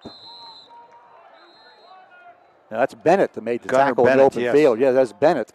And we'll get that timeout called now. And the Zeps have a player down. Brown able to get inside the 40 to about the 37-yard line. He picked up a couple of yards on that play. And during this stoppage of play, Mike, I'm going to go ahead and acknowledge those sponsors once again here, and we appreciate them. Cedar Ridge Behavioral Health Solutions, Patrons Buckeye Mutual Insurance, Abel's Electric Heating and AC, Allwell Behavioral Health Services, Dutro Ford Lincoln Nissan, Sue Snowd State Farm, McVeigh Perkins Funeral Home, Doane Ford Village Hardware and Rental, West 40 Auto Sales, Bicon Services, Chandler Funeral Home, Farmers and Merchants Bank, C&K Muffler and Brake, and the other farm. I had to read fast there because it didn't take long. The injured player, I didn't even get a chance to look and see for sure who was down. It was a River Pilot, and he's walking off that was on his own, to his own side. Yeah, it was Gunnar Bennett that stayed down. He must have just the wind briefly knocked at him because he jumped up and was able to. He made that tackle on that, pickup of 2 on the last play by Brown. It's now 2nd and 8. Brown wants to keep again. He'll be pulled down once nice again. Play from behind. In the backfield. It's number 64. Austin Ewers. Another 250-pounder that they bring in off the bench, so they've got an abundance of it. Loss of a yard. The roster that we have here for the Pilots is not in numerical order. So sometimes it takes us quite a while to search down that roster and find the proper number. That's now 3rd down and really closer to 9. Ball at the 38-yard line. Clock moving down, 1:10 left first half. 6-0 Zeps. Man in motion. Brown wants to screen pass in the middle to Kunkel. Got some running room. Bounce to the outside. He's going to have a first down near the 20-yard line where he'll be pulled down. That will stop the clock, and I think Shenandoah is going to quickly call one of their timeouts. I believe that was Kunkel, I believe, on the reception. Yes, it was. They'll put the ball down at the, like at the 21-yard line. So that's a nice pickup of about 17 yards. And a Caldwell Lumber first down. Also on those sponsors, our pregame national anthem was sponsored by Southeastern Ohio Credit Union. In-game kickoffs, we've not had many of those yet tonight. Valentine Insurance. Caldwell Lumber sponsors all first downs. This is a yard away from a trip into the J&M Electric red zone. I'm not sure anybody's actually been in the red zone yet tonight. Touchdown sponsored by Kemp Insurance Agency. Scoreboard updates by Surgeon Construction. Instant replays by High Street Seneca. And post-game, we will name a Shenandoah Player of the Game, sponsored by Plus One Pizza. So now Shenandoah is spending that timeout with 55 seconds left here before halftime. Zeps leading 6-0, trying to get one more on the board here prior to the half. Again, Brown, and we snapped the ball. I think we snapped the ball a little too quick. I think we snapped the ball before the ball was whistled ready for play. So that may have just given away the Zeps play there on that 1st and 10. Jeff don't want to be remiss, but on that last play, on that pass completion to Kunkel, there was a nice play over there by Aiden Milhone, nice open field tackler. That would have been another touchdown for the Zeps. So now we do get the ball whistled ready for play. Zeps are back in their huddle. Play clock at 25 and moving. With 55 seconds left before halftime, Shenandoah leading 6-0. The Zeps have the ball 1st and 10 at the River 21-yard line.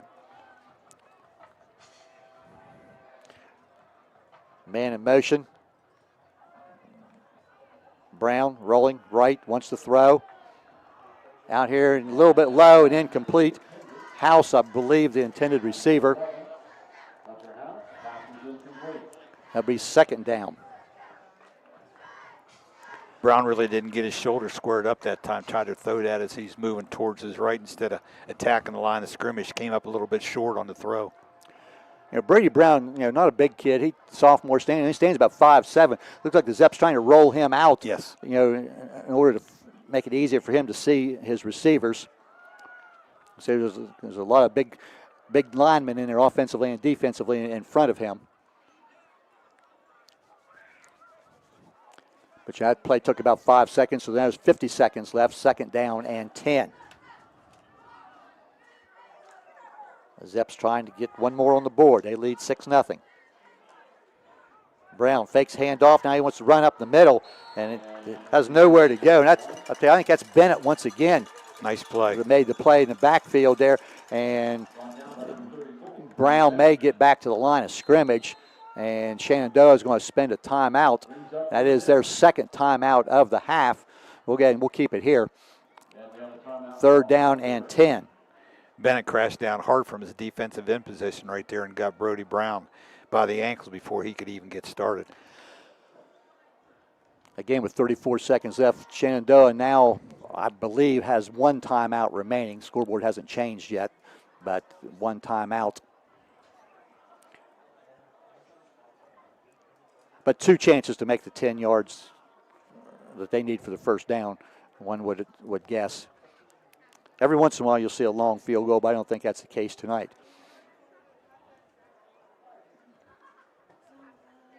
And again, Ethan Stritz, the kicker for these Zeps, I don't even know what his range would be. He would be looking at about a 37-yard field goal if the ball's not advanced any further. And around this area, you don't see too many field goal attempts. No, and you again, do not. Just, very, very some. I've seen some teams with some very good extra point PAT kickers, but they never try a field goal. Of course, all those coaches out there looking for a good soccer player to be your football kicker. I think I saw there. I think Ethan Stritz maybe is also on the Shenandoah soccer team. Third and 10, 34 seconds left in the half. Zeps to the line. Now we get ready for play. Van Fossen beside Brown. Brown wants to throw. Down, goes across the middle, deep. He's got a man. Complete, touchdown. That's Ethan Stritz again with his second touchdown catch of the night. Cutler. I'm Ethan sorry. Cutler, yes. 21-yard touchdown. And that was a well-thrown ball by Brody Brown. And they say Cutlip's second touchdown of that's 82 yards on 2 receptions of touchdowns. That coming with 27 seconds left in the second quarter. And double coverage also there by the Pilots. They had 2 players back, and that ball had to be right on the money, and it was. Zeps now, after failing the kick before, will now line up and go for 2. And we're going to get another whistle, and the Zeps will spend their final timeout before this 2-point conversion. 27 seconds left before halftime. Shenandoah has just increased their lead to 12-0 with the PAT coming up. And that touchdown pass, the second reception of the night for Cutler, is a Kemp Insurance Agency touchdown. Boy, nice touch pass thrown that time by Brody Brown. He was well defended in the end zone, but you could see he just put a little bit more air underneath it and dropped it right into the bucket. And good catch, good concentration by Cutler at that time to bring it in for the touchdown. And we probably had a High Street Seneca instant replay of that touchdown. Brought to you by Bud Rich for Noble Local School Board. If you have number 31 on your program. I don't know, some people might be a bit surprised by this score. In fact, it's 12 and could possibly go to 14-0 here, as we near halftime. I don't think I'm not really surprised, Mike. That Shenandoah has been fairly effective. I guess what surprises me a little bit is the River really has not been able to move the ball any better than they have thus far. But in high school football, you just never know from one week to the next. Isn't that the truth? I only have them for 1 first down here so far in the whole first half. So Brown now with Kaden Van Fossen to his left. Sends a man in motion. Pitch to Van Fossen. cuts back into the end zone. 2-point conversion, good. Kaden Van Fossen. And nope, that's not good, Mike. Don't mark that down yet. We've got a holding penalty against the Zeps, and that will not count. Well, what a nice executed play that was, Tom. Good read from Brody Brown, the quarterback, on the option play that time. And Kaden Van Fossen showed his abilities there, and he cut back off of a potential tackler into the end zone. Really nice effort, but you know, it was a well-timed pitch, but a holding call will move the ball now back to the 12-yard line, and obviously that makes this 2-point conversion even more difficult.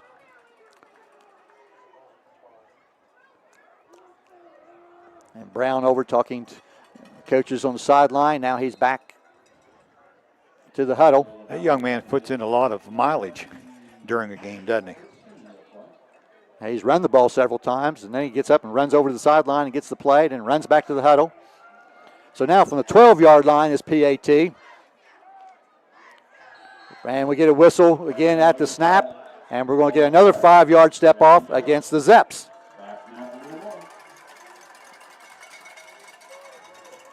And now this 2-point conversion will be back at the 17-yard line.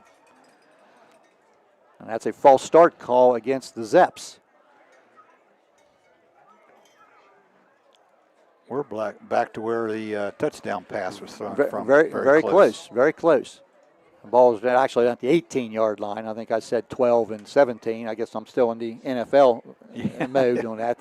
Of course, in high school ball, the PAT starts at the 3-yard line, so the penalty took it back to the 13, and this next penalty took it back to the 18. Would it be nice if they just came up with the one set of rules for all of football? Hey, I became aware here a couple weeks ago also the fact that West Virginia and Ohio play a different mercy rule running clock also. Oh, really? Brown wants to throw to the end zone, incomplete. Trying to get Cutler, but not able to connect. So 27 seconds left before halftime. Shenandoah 12 and River nothing. Kickoff coming next. Don't let our name fool you. At C&K Muffler and Brake, we do a whole lot more than just mufflers and brakes. From routine oil changes and diagnostics to transmissions, engine work, tires, and more, our expert mechanics keep your car running right. You'll find C&K Muffler and Brake at 220 South 2nd Street in Byesville, right across from People's Bank. C&K Muffler and Brake. Trusted, reliable, and ready to get you back on the road.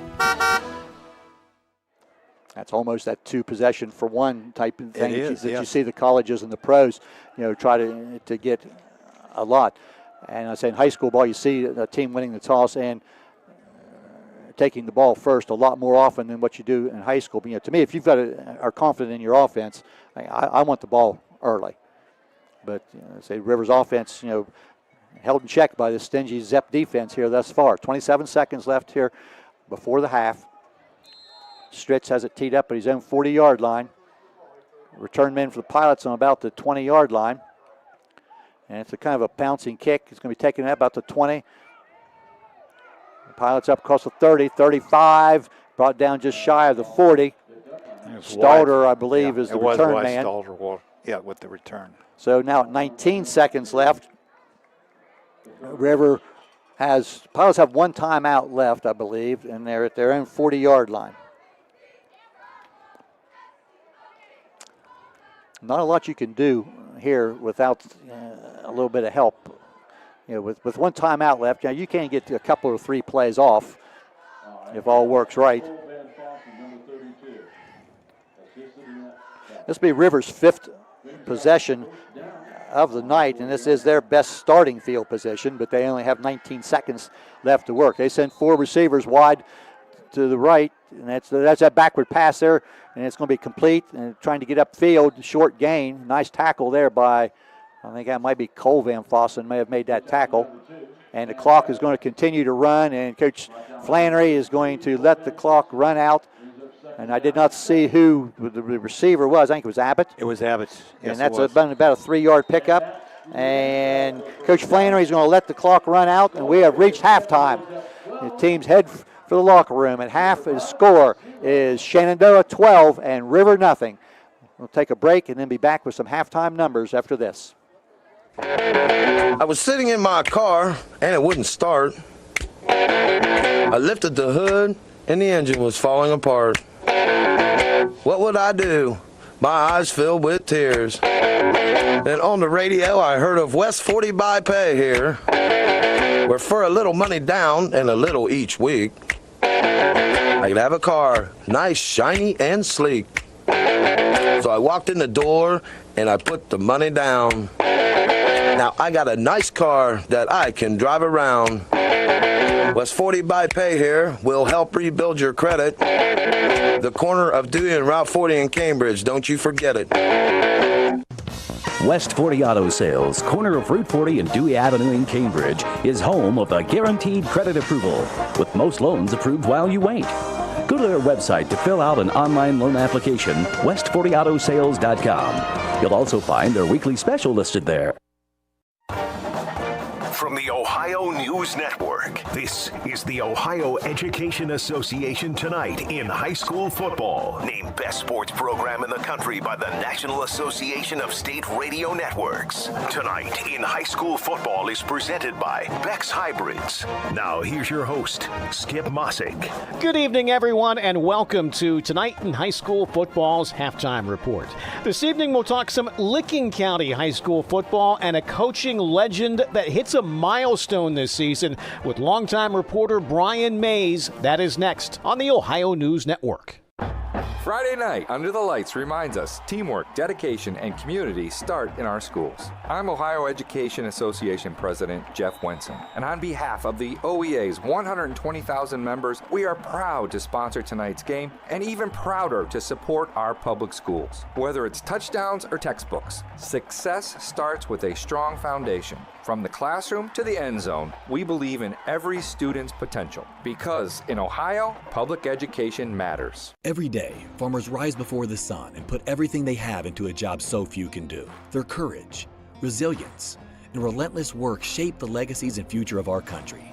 At Beck's, we're proud to stand alongside those who don't wait to see what the world will do. They act, they lead, they are the difference. Beck's honors your commitment to your land, family, and purpose. And while we can't predict what the future holds, there is one thing we can do to change it, and that's be the difference, right now, in every decision and every season. This is Tonight in High School Football on the Ohio News Network. Once again, here's Skip Mossick. We are presented by Beck's Hybrids. At Beck's, they are and will remain farmers at heart. And welcome back, everyone. Halftime of your game. We are joined for a few minutes this evening by Brian Mays, talking some Licking County area high school football tonight. And, Brian, let's start with Licking Valley. We're unbelievably, they are celebrating Coach Randy Boffman's 50th season coaching high school football. 50 years. My goodness, how much more does this guy have in the tank? Well, I asked him that in the preseason, Skip, and thanks again for this opportunity. And he said, I just kind of take it day by day. I really don't have any plans moving forward. I still love it. Is it a grind? Yes, but he loves being around the team. The community truly supports him. I don't think he has any chance of wanting to slow down anytime soon, but then again, when you have a milestone like this, and if they get a run, if they capture the LCL championship, make a run in the region, there's probably the opportunity, but I'll tell you what, the Juicers are still going with Coach Boffman as we speak. Well, Brian, why would you say his teams have had so much success over the years? I think because he's adapting to the talent that he has. You have a lot of coaches that it's their style. This is how they're going to run things.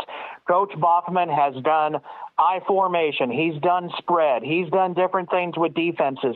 He's able to adapt to the talent that is provided him, and I think that's one reason that makes him so special. The other part of this is the kids, their parents, their grandparents have all bought into this system, and he's been able to make it to the state finals a couple of times, coming up a bit short. But when you've had that success at a small community like he's had in Hanover, where year in and year out, you're going to get the best from this team, I just think that once you get him part of the program, you're going to listen to this guy. You're going to believe in him. He's got your best interest at heart, and the trust factor is truly been there over these decades between the coach, his coaching staff, and the players and their families. Well, more success so far for Licking Valley, 7-0 going into tonight, currently 5th in Division III in a very tough Region 11. What has stood out about this year's team? It started last year, and they lost their second game of the season at home to West Muskingum in overtime. And since then, they have not lost one regular season contest. Their only loss between now and then was to defending state champ Watterson in the regionals last year. They believe in themselves. It's not a flashy team. It's not a team that's going to wow you with talent, but they know what they can do, and they do it very well. I've been to a couple of practices, and they just are so focused and so bought into what they do.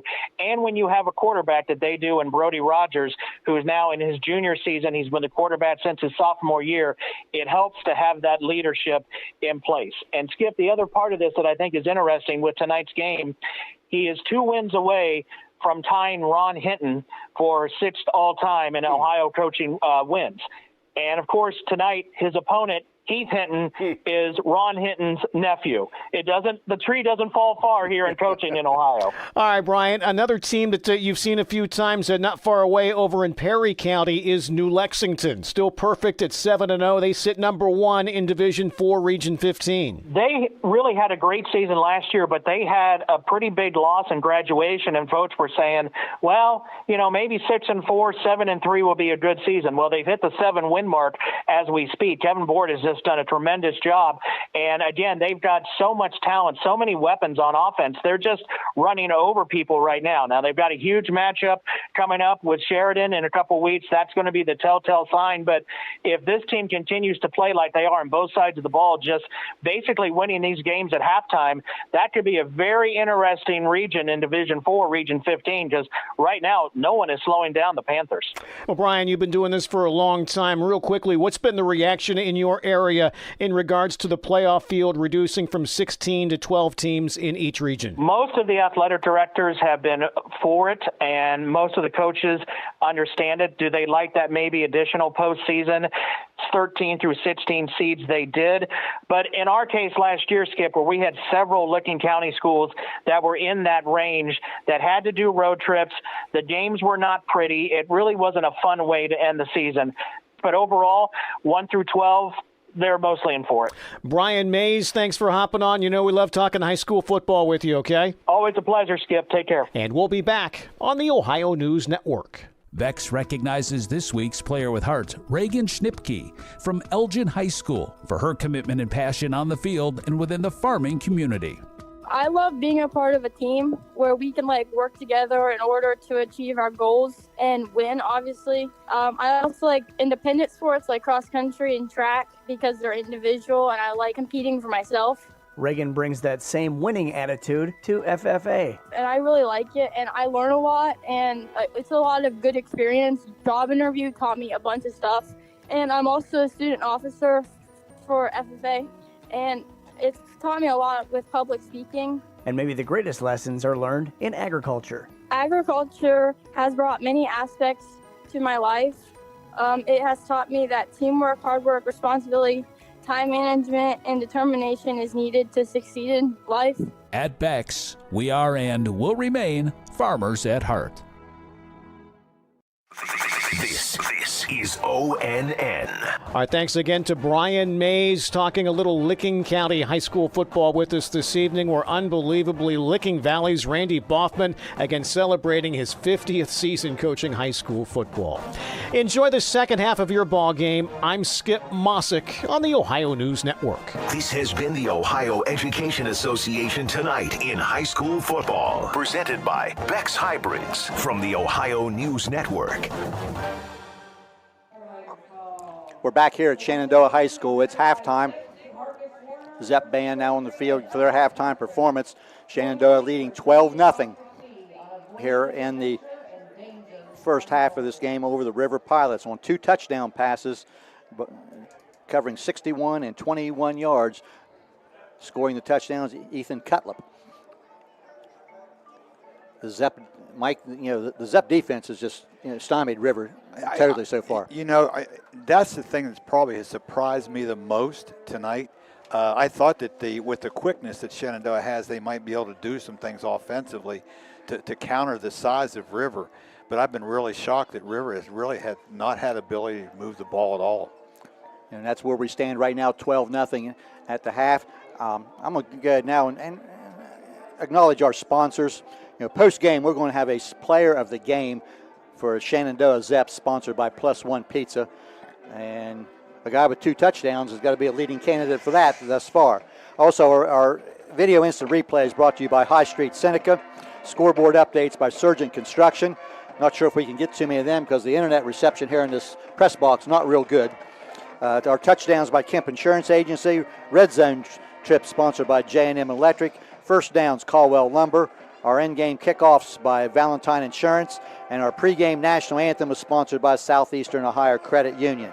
Also, tonight, Cedar Ridge Behavioral Health Solutions, Patrons Buckeye Mutual Insurance, Abel's Electric Heating and AC, Allwell Behavioral Health Services, Dutro Ford Lincoln Nissan, Sue Snowd State Farm, McVeigh Perkins Funeral Home, Doane Ford, Village Hardware and Rental, West 40 Auto Sales, Bicon Services, Chandler Funeral Home, Farmers and Merchants Bank, C&K Muffler and Brake, and the other farm located in Woodsfield.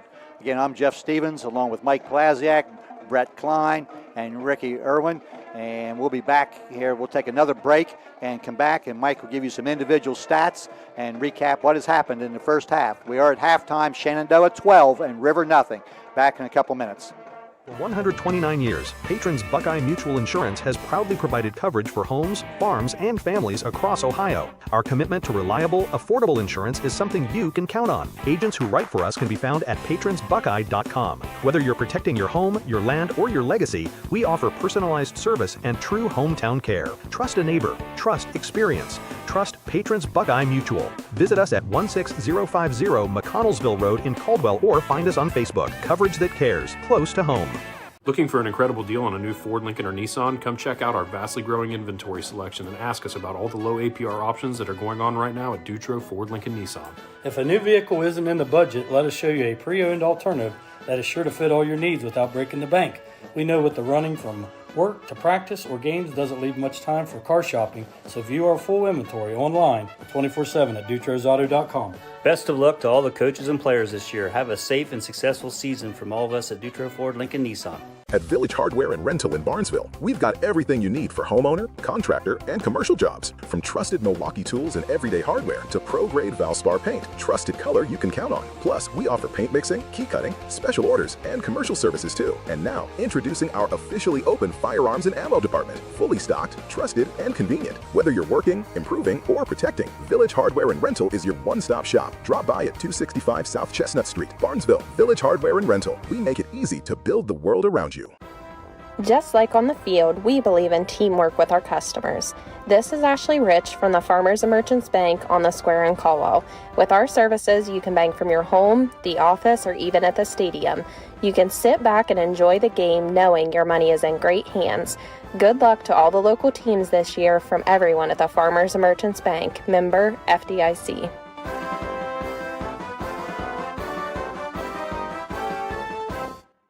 This is Brian Chandler and Hallie Morgenstern Blackstone here from Chandler Funeral Home and Cremation Service. As our local youth from Caldwell and Shenandoah hit the field this season, we want to send a huge shout out and best of luck to each and every one of you.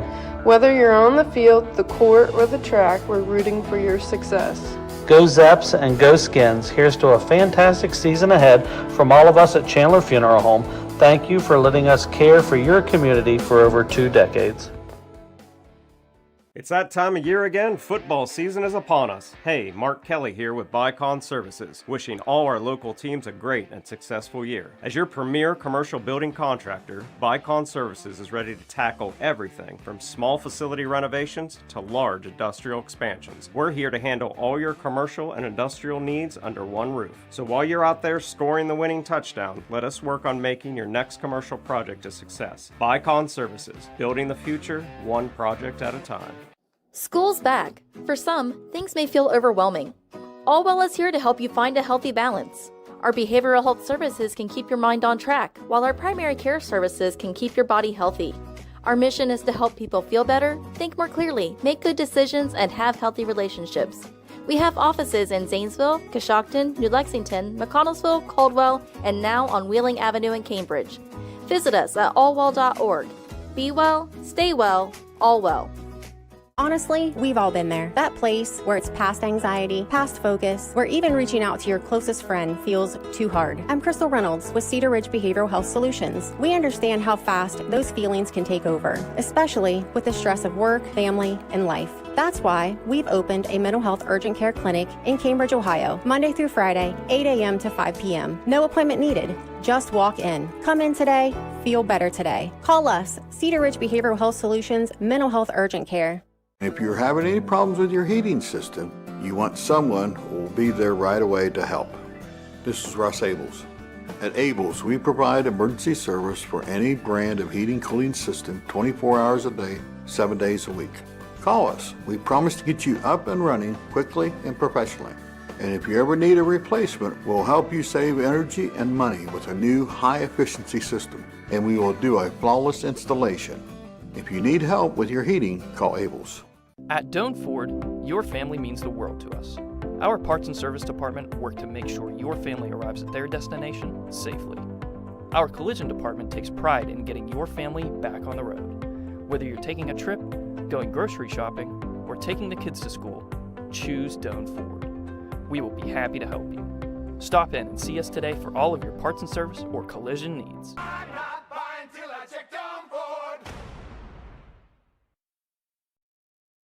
Looking for fall fun? Come out to the Other Farm, just outside of Woodsfield. Every weekend in October from noon to 5, enjoy a corn maze, games, rides, and awesome photo ops, all included with admission. And don't miss special events like the Brew Maze, where all proceeds benefit Bellsville Rally for Life. Bring the whole family and make some memories. Find us on Facebook at The Other Farm LLC for info about our Brew Maze, Flashlight Night, and Haunted Maze events. Don't miss out. Fall fun is waiting at The Other Farm. We're at halftime here at Shenandoah High School, where the Zeps lead the River Pilots by a score of 12-0 on the strength of two Brody Brown to Ethan Cutler touchdown plays. At 6:11 in the first quarter, Cutler completed a 61-yard touchdown play to cap a two-play 65-yard drive. The kick for the PAT failed, 6-0 Shenandoah. And then just before halftime, Cutler a 21-yard touchdown reception, completing a 9-play 65-yard drive. After a couple penalties, the pass for the PAT failed, and at halftime, 12-0 Shenandoah. Mike, you've got some individuals. I tell you what, Jeff, the stats also pretty much dominated by Shenandoah here in the first half for the visiting Pilots, who came in tonight with a 5-2 record under veteran coach Mike Flannery. Rushed the ball 9 times for only 18 yards in the first half. And this is coming off a game where they had over 300 yards running the football against Shadyside last week. The leading ball carrier in the first half for the Pilots was Wyatt Stalder, 6 carries, 14 yards. Through the airways, Trail Thompson, the senior quarterback, 4 out of 6, only 16 yards, no touchdowns, no interceptions. And amazingly, only 30 total yards for the Pilots in the first half, and just 1 first down. For the homestanding Zeps, who came in here tonight with a 3-4 record under Mac McLean, rushed the ball in the first half 15 times, 49 yards. Brody Brown, the quarterback, was the leading rusher, 8 carries, 27 yards. Kaden Van Fossen, the senior running back, 3 carries, 25 yards. Through the airways, the sophomore Brody Brown, 9 out of 13, 137 yards. Of course, as you already mentioned, 2 of those were scoring passes to Ethan Cutler. 2 touchdowns, no interceptions. Of course, Ethan Cutler, the leading receiver, 2 receptions, 82 yards, 2 touchdowns. Also, Hunter Rossiter with 3 receptions, 25 yards. And Davin Kunkel, 3 receptions, 29 yards. The Zeps had 186 total yards and 7 first downs in the first half. So kind of surprising, the total domination. A lot more plays by Shenandoah. Yes, really. They had like a 13-play drive, 13-play possession that they did not score off of there. late first quarter into the second quarter. So they've maintained, a huge advantage on a number of plays. Might also mention this game also is an MOVL game. Caldwell with a 1-0 record leads the MOVL. The MOVL in the Scarlet Division consists of Caldwell, Monroe Central, River, Shenandoah, and Shadyside. Both River and Shenandoah are 1-1 in the league. Both have Caldwell to play. River plays Caldwell at home next week, and Shenandoah plays Caldwell in the season ender in a couple of weeks.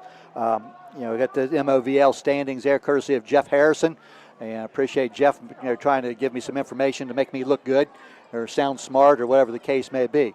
Jeff sent me that information last week, but I'm such a big cell phone person. I never looked at my phone till I got home after the game. And there it was. So I didn't have that information last week. So appreciate Jeff Harrison providing me with that information. And I'm sure Jeff's probably tuned in today. And those teams, as you mentioned, in the Scarlet Division, they're almost all of them play each other exclusively the last 4 to 5 weeks of the season. Because, as you said, Caldwell is at Shadyside tonight in their second one.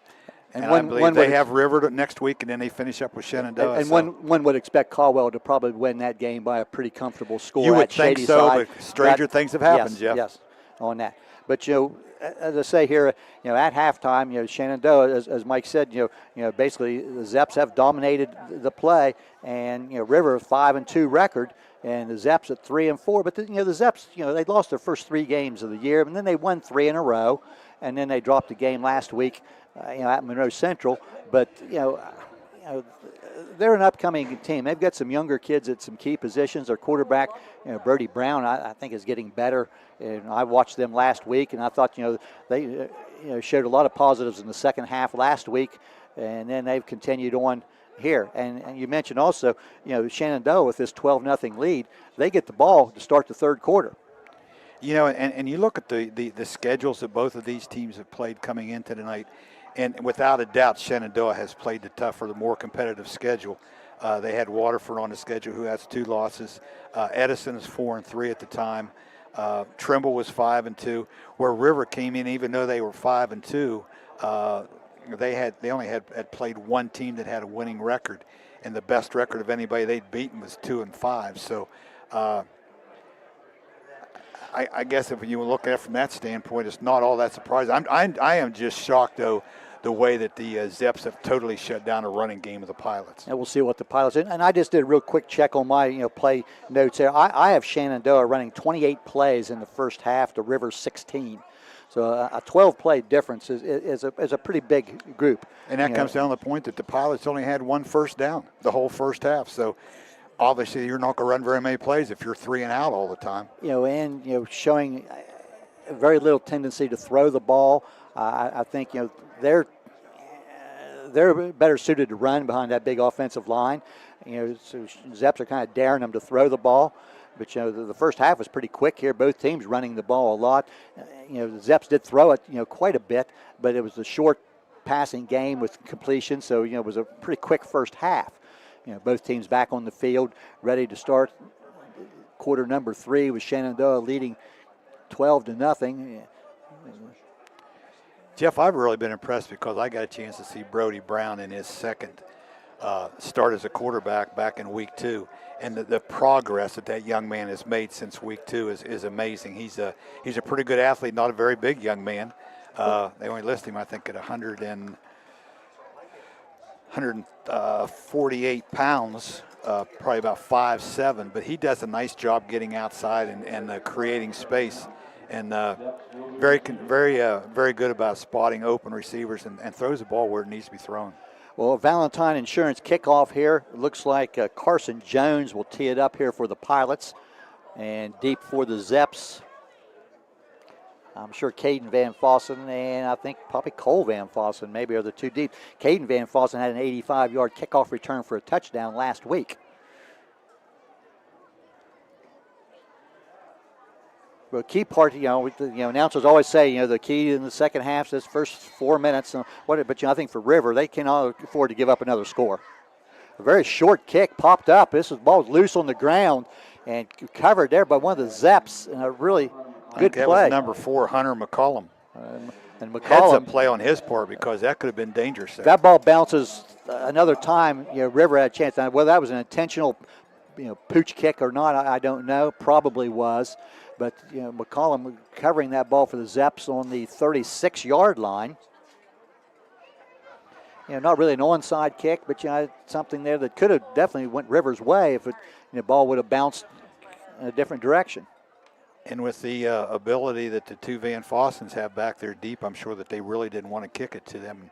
And I think that's you see a lot of times where teams in high school, they don't want to kick to the deep man because of the coverage, so they do a short kick, a pooch kick, and you end up giving the opponent the ball at the 36-yard line. Of course, that's better than having them return one exactly 80 yards for a touchdown. But good field position really for the Zeps here. Brown, he'll toss it on a sweep to Van Fossen. This is Cole Van Fossen. He's going to get a couple of 3 yards. Johnson on the tackle for the Pilots, along with Bennett. That was Cole Van Fossen. Pickup of 3. And Jeff, that's all the Zeps really need to do here in the second half. If they can get 3-4 yards on all those running plays, they definitely have an advantage quickness-wise with those two running backs. They get 2 wings to the right. Brown will toss it to Van Fossen again. Running room across the 45 near midfield, but he'll be wrestled down. But that's going to be a first down for Cole Van Fossen. And that is a Caldwell Lumber first down. He's across midfield at about the 49-yard line.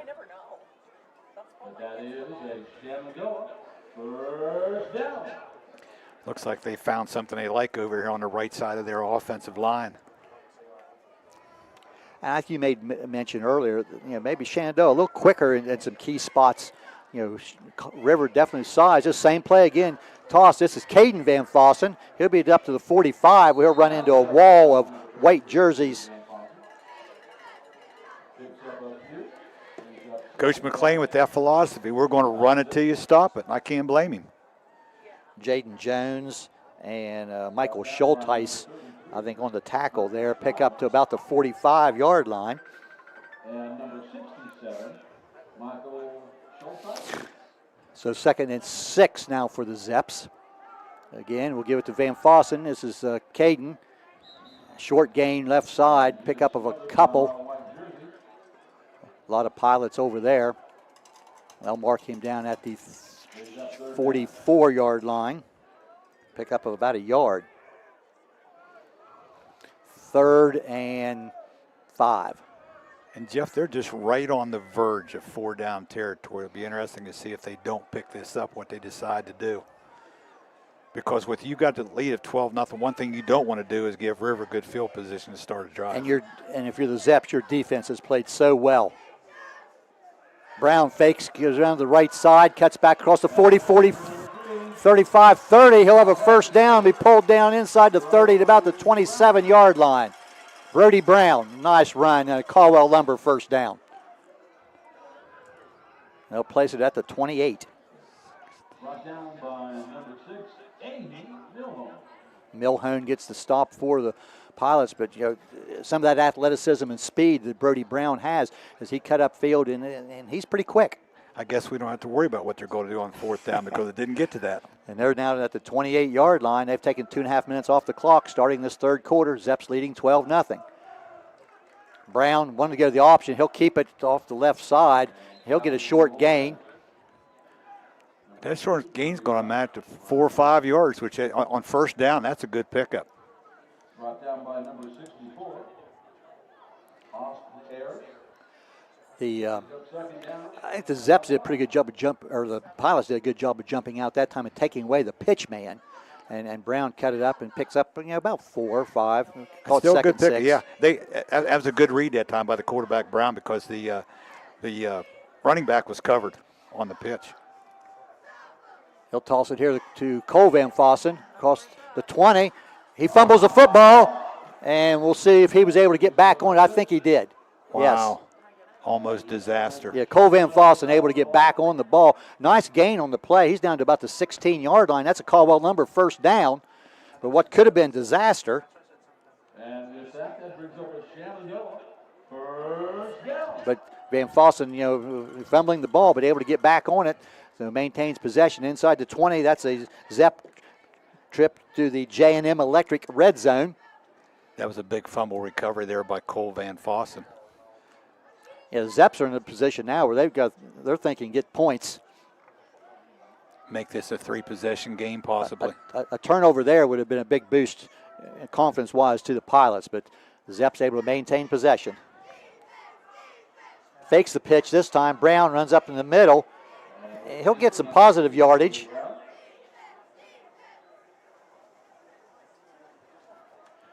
First stand there, number 64, Austin Air.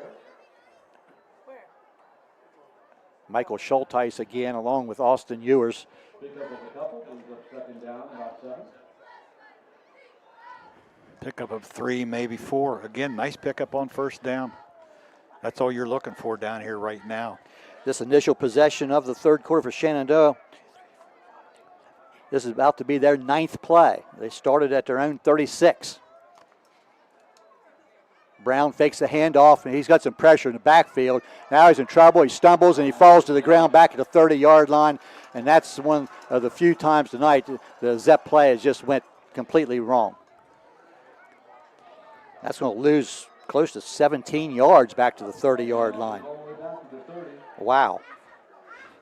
Boy, he got tangled up there a little bit and just could not regain his balance because nobody brought him down. He came down under his own accord. Well, he tried to change direction because there was a couple Pilots out there, but he just lost his balance. And, once you get to stumbling, it's tough to stay on his feet. He's done a nice job of making some positive plays out of plays that looked to be bad plays earlier in the game. But that time it didn't work. So back to the 30-yard line. That's going to be about second down. Coach McLean may have wished he had that play call to do over again. About 27 yards to go. Brown now wants to throw. He's under pressure, rolls to the right. Throws it high. It's going to be caught down there by Ethan Cutler. It's Cutler again. Made a nice catch.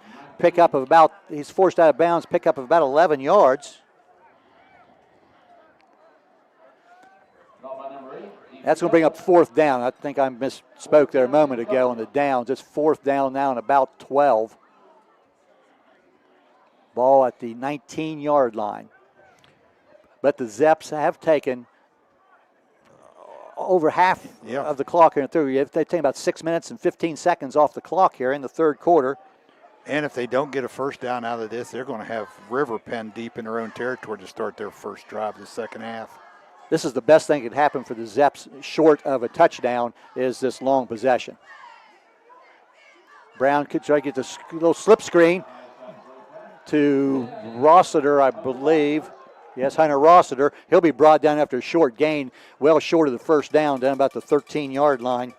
And the Pilots will take over on downs. Tyler Winkler, but that is enough for Shenandoah. First down. And the PA man is way off back here. It's not even close. But, like you said, that was a productive possession there by the Zeps. 6 minutes and 40 seconds off the clock. About 11 plays by the Zeps on that possession. So that, I mean, as I said, short of a touchdown, that's, a great possession by the Pilots. Plus, the River is going to have to start this drive from their own 14-yard line. We'll see what kind of offensive adjustments. Thompson, a little double reverse. Abbott has the ball now in reverse and wants to throw it out here, and it's incomplete. Intended receiver, I'm not sure. Aiden Milhone was the intended receiver. The ball hitting, short of the intended target on the, reverse pass there by Abbott. 2nd and 10. We'll see what kind of adjustments here the Pilots have come up with. They need to get some offense going. Man in motion. Thompson fakes the man. Throws it out the right side, and it's Welsh underthrown. Incomplete.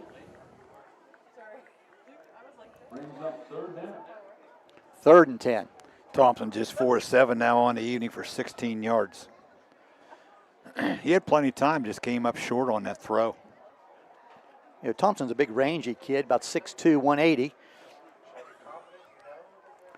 But, a couple throws here.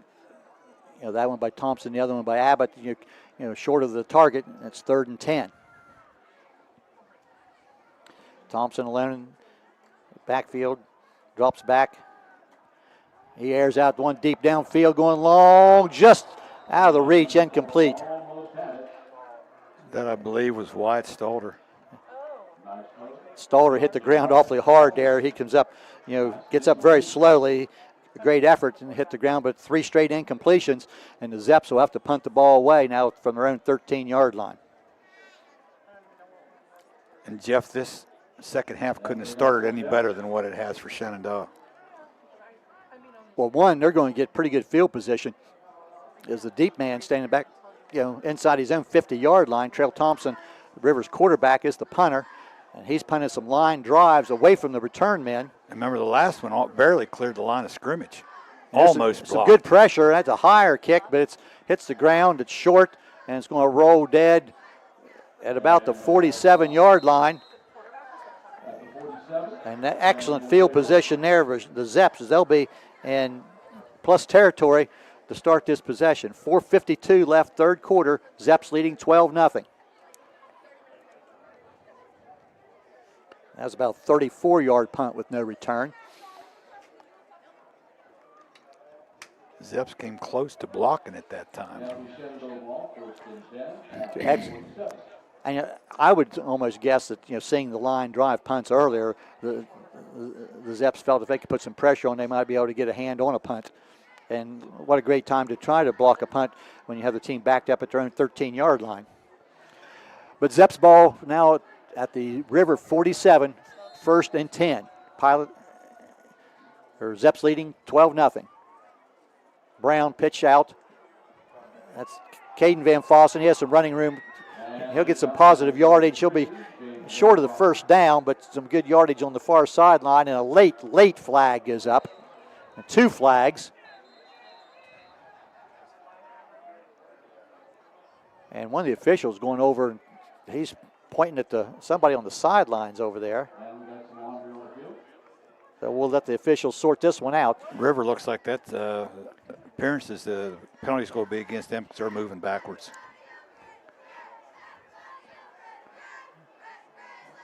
The play gained about 6 yards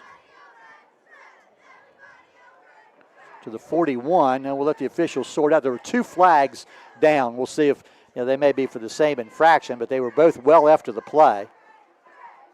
The officials now over talking to somebody on the far sideline.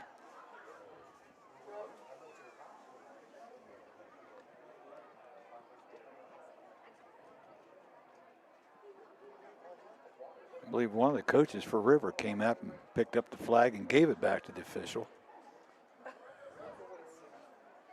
I've found out in the past, if you try to guess what the calls are going to be, you're usually wrong. You're so you're usually, best to wait. But as you said, River's backed up. They're anticipating this is going to be against the Pilots, and we'll see what the call is here by the Here we go. Fish. Some of this crew, unsportsmanlike conduct against the Pilots. Several members of this crew I know are out of the Columbus area. I'm not familiar. I did see some members of this crew work the Barnesville-Monroe Central game a couple of weeks ago. So that's going to be a 15-yard step off. That takes it down inside the 20, inside the 30 to about the 26. That's the second unsportsmanlike conduct call in the game. And we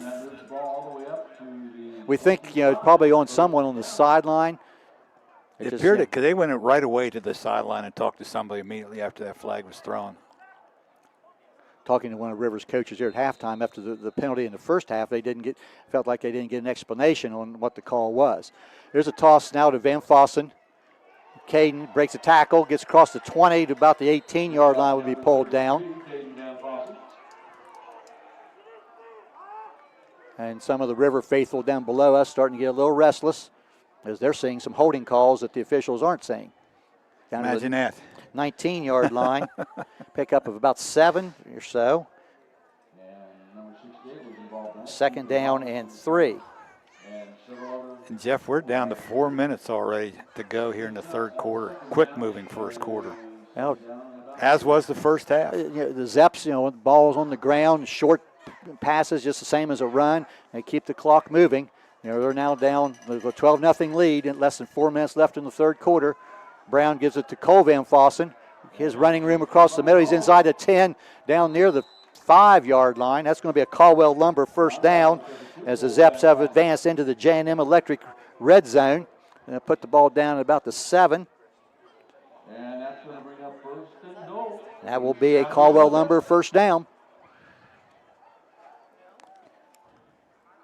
The Zeps are just completely controlling line of scrimmage on both sides of the ball in this game.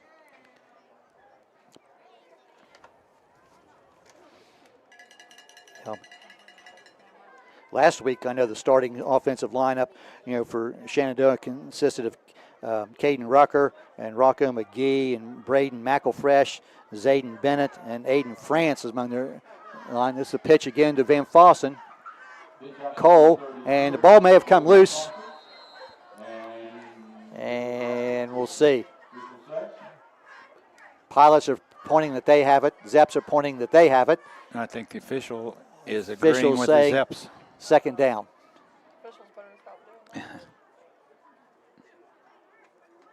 Van Fossen, now it's a couple fumbles there by Cole, but the ball is down to the 3-yard line. He must be living right because he got both of them back himself. Now it'll be second and goal from the 3. Clock continuing to move, less than 2.5 minutes left. Third quarter, 12-0 Shenandoah. Zeps looking here to make this a 3-possession game. Brown over to the sideline, gets the play, now runs back to the huddle. Play clock still at 20, so plenty of time for the Zeps. Rossiter comes split to the right. Brown's going to go up under center. Not seen that happen a lot. I formation, straight ahead. Touchdown. Kaden Van Fossen.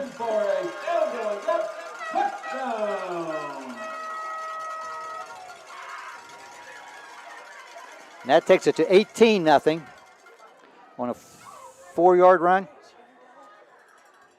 Is that what you had, Mike, about 4? I had a 3-yard run. Carry, yes. And looks like Stritz will be out for the extra point. Ethan Stritz. His kick was wide after the first one, and Zeps went for 2 after their second touchdown. The holder is Tage McPeak, and the kick is good. Nailed that one. So 2 minutes and 4 seconds left in period number 3. Shenandoah 19 and River nothing. We'll be right back. This is Ken Perkins. Robin and I and the staff at McVeigh Perkins Funeral Home want to wish Noble County athletes from Shenandoah and Caldwell High Schools an exciting fall sports season. We also want to wish all students a successful school year on and off the field. In our tight-knit community, our kids are our future, and we are honored to watch them succeed. McVeigh Perkins Funeral Home invites you to visit us at www.mcveigh-perkins.com or on Facebook. Back here at River High School, Caden Van Fossen, a 3-yard run, a Kemp Insurance Agency touchdown for the Zeps, increasing their lead to 19-0 over the River Pilots. We're at Shenandoah High School. I stand corrected. And the Zeps have been impressive tonight. I'm glad somebody straightened me out. Yes, the Zeps have done everything. They've come out the third quarter and possessed the ball. We said they had a huge advantage at halftime in the number of plays. We're here in the second half. River has run just 3 plays in the third quarter. And the Zeps about 18 plays. So they, Zeps have run probably 25 to 30 more plays than what the Pilots have in this game. Stritz tees it up at the 40, kicks a line drive. It's short. It's going to hit about the 25. Be picked up there by the Pilots. Swarmed under. Short return out to 25. Stalter on the return, but he had nowhere to go. There's a lot of green jerseys down making the play. Boy, right now everything going the Zeps' way. Dakota Rich was one of the tacklers, and the Pilots will now take over this possession. It looks like they put the ball down at the 26-yard line. At the 25 and a little bit.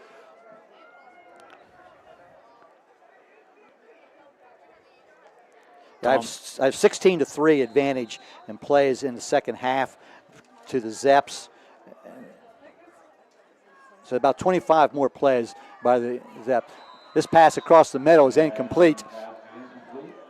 Pilots now 4 plays in the second half, all passes, all incomplete. But Jeff, if they wanted to, they could have called offensive pass interference that time because the River receiver did nothing but just shove the Shenandoah defensive back down. But the ball was well overthrown. When you've run 25 more plays than the opposition, you're usually going to be in control of the game, and that's the case tonight. There's a quick pass out. It might have been a backward lateral. It's going to be complete, but a short gain. Yardage, yeah. Again, good coverage on the side there by the Zeps. I think that was Abbott on the reception. And that's McPeak, among others. That pass is out to number 2, Cam Abbott.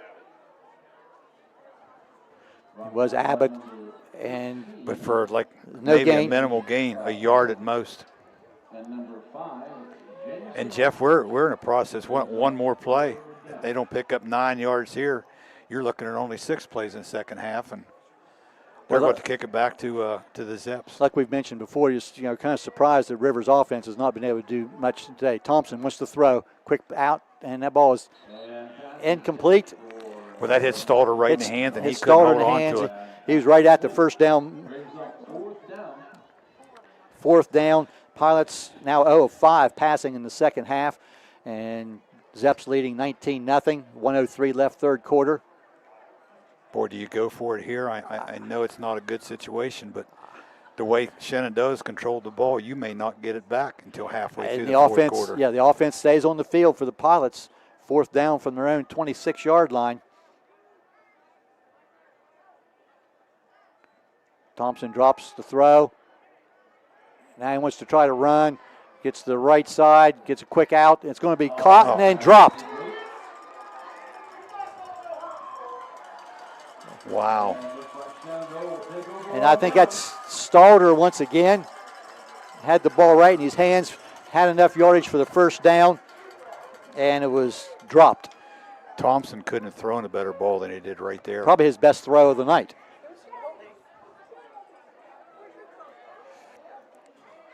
So the Zeps leading 19-0, going to take over at the River 26-yard line.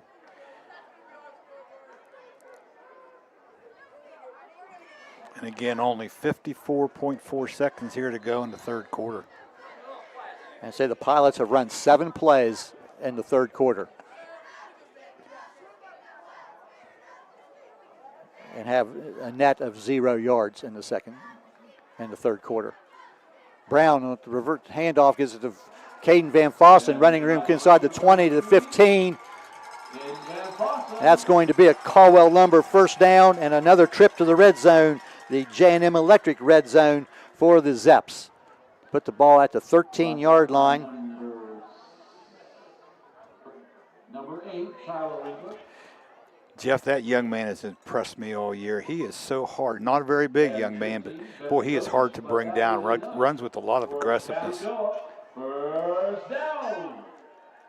Zeps now first down at the 13-yard line. And Van Fossen on the toss. Tried to get outside. He met at the line of scrimmage. Delivers a blow. Fights forward for a little bit of positive yardage. That's probably going to be the last play here of the third quarter. Tackle by Hunter Strawn of the Pilots, and we've got a man down. And the officials are going to stop the clock at 4.8 seconds. But I think they'll end up winding it. The play's down to the 9-yard line, but we're going to say we're at the end of the third quarter. Shenandoah 19, River nothing. Back in the fourth quarter after this.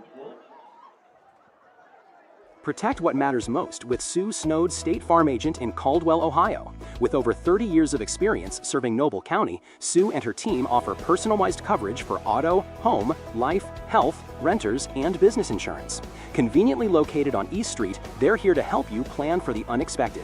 Call 740-732-2786 today for a free quote, or stop by the office. Like a good neighbor, Sue Snowd is there, ready to serve your insurance needs with care and confidence. Don't let our name fool you. At C&K Muffler and Brake, we do a whole lot more than just mufflers and brakes. From routine oil changes and diagnostics to transmissions, engine work, tires, and more, our expert mechanics keep your car running right. You'll find C&K Muffler and Brake at 220 South 2nd Street in Byesville, right across from People's Bank. C&K Muffler and Brake, trusted, reliable, and ready to get you back on the road. High school football from AVC Sports on WWKC Caldwell, Cambridge. KC 105. Back here at Shenandoah High School, all Zeps 19-0 over the River Pilots at the end of 3 quarters. The injured Zep was Zayden Bennett, but he got up and sprinted down to the huddle in between quarters, so I think maybe just a cramp. The gain on the play get down to the 9-yard line, so the Zeps leading 19-0 now have second down and about 6 from the River 9-yard line. And Jeff, it's not the fact that Shenandoah has the lead. I'm just amazed the way that they've dominated this football game. Brown under center gives the handoff. Not much. It is the big, one of the few times tonight, the big bodies of the River Pilots make the stop. Cole Van Fossen, they'll get forward progress down to about the 7. Brought down by number 75, Jaden Jones, and Look like Jones, and I'm not sure who else. A couple of their big defensive tackles in there for the Pilots made the play. Ball now third down from the 7-yard line. About third and about 4. Just underway, fourth quarter, 19-0 Zeps.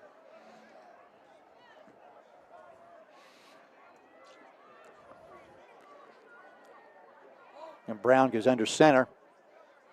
Fakes the handoff. He's coming around to this side, and there's not a single player over here for the River Pilots. Wow. Brody Brown on an unbelievable play fake goes into the end zone for the touchdown from 7 yards out. Not a single River Pilot had any idea where the football was located. What a great ball fake. They lined up. He was under center. They lined up in an I formation. And a great fake inside, and everybody from River went forward. And 7-yard run. Brody Brown went in untouched. That coming at 11 minutes remaining in the game, increasing the lead to 25-0. Stritz on for the extra point. Snaps down. Good. Kicks up and looks good. Is good. Stritz is 2 for 2 in the second half. That was a Kemp Insurance Agency touchdown by Brody Brown. So with 11 minutes left in the ball game, Shenandoah Zeps 26, River Pilots 0.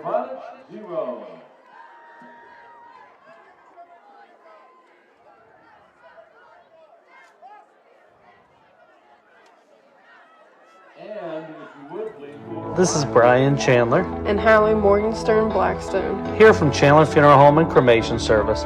As our local youth from Caldwell and Shenandoah hit the field this season, we want to send a huge shout out and best of luck to each and every one of you. Whether you're on the field, the court, or the track, we're rooting for your success. Go Zeps and go Skins. Here's to a fantastic season ahead from all of us at Chandler Funeral Home. Thank you for letting us care for your community for over 2 decades. A lot of happy Shenandoah Zeps down in front of us here tonight, Mike. And again, I don't know if we mentioned or not, this is the final home game of the year for the Zeps. They had senior night tonight, and all things are good here in Sarahsville this evening. Shenandoah goes to Frontier next week before finishing up at Caldwell. Stritz kick is short. It's going to hit about the 25-yard line. Be picked up there by Stalder. Across the 25 near the 30, but I think Kunkel had a piece of the tackle. Van Fossen and then Cole and some others. Hunter Street also was there. River now at the 29-yard line. 26-0 Zeps. If you just happen to tune in on WWKC and found the ball game and are a little bit familiar with the two teams, I'm sure you're a little bit surprised. Maybe not necessarily that the Zeps are winning, but the score of the game. And it has been total domination since the first quarter. Thompson under center, fakes the handoff, tries to get outside, and nothing going. He's going to get caught for a loss on the play.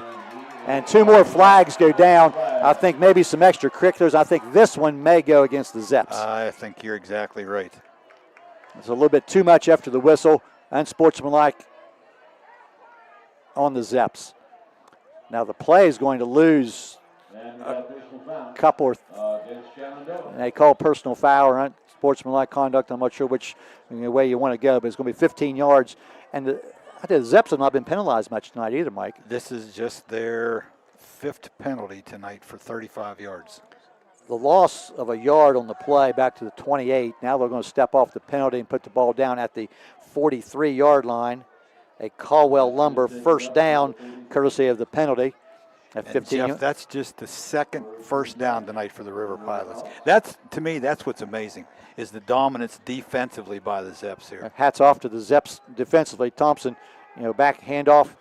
This is Johnson, I believe, short gain. There's one and another late flag. And it's another flag, and things is getting a little bit out of control here, Mike. Pickup of a couple yards.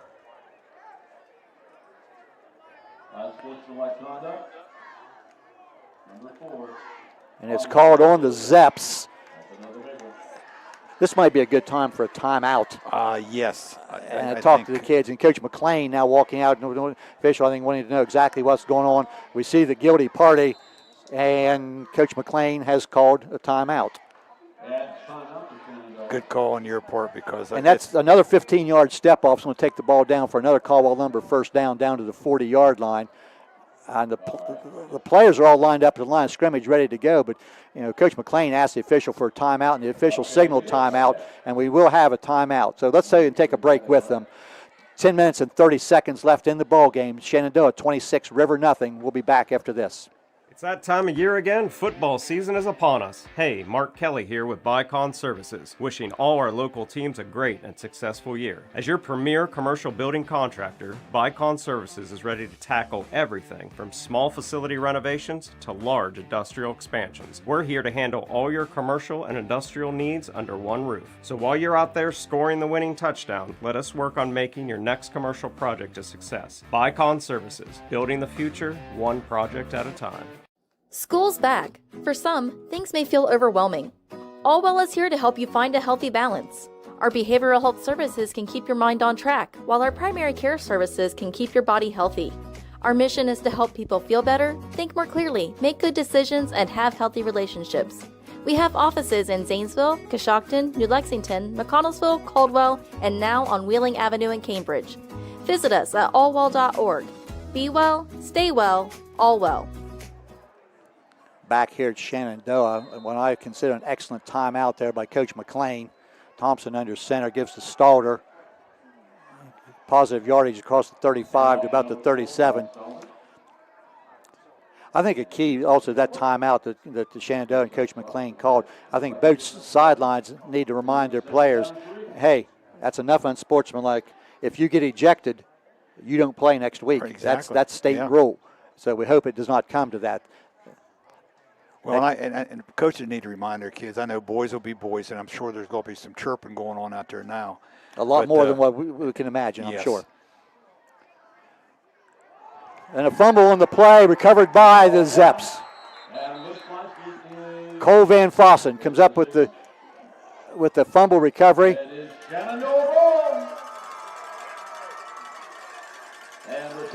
About the only thing that has not gone wrong for the Pilots tonight, they've not thrown a pass interception yet. Other than that, everything else has gone wrong. Exactly. That Van Fossen fumble recovery. And both of those pop right back up to him. He was able to come up with them. And that one there, as a defensive player, he gets that one at the 35-yard line. And Shenandoah now with 9:50 left in the game. I'm going to try to take some more time off this clock. And, Jeff, I will be totally shocked if the ball is in the air on any of these plays offensively by the Zeps. And is that is that the game's first turnover? Yes, it is. Yeah, we've had 3 fumbles, but 2 of them were recovered by the fumbling team. Brown drops back to throw. What'd you say, Mike? Long pass downfield, knocked away, incomplete. I don't understand. Intended for Hunter House.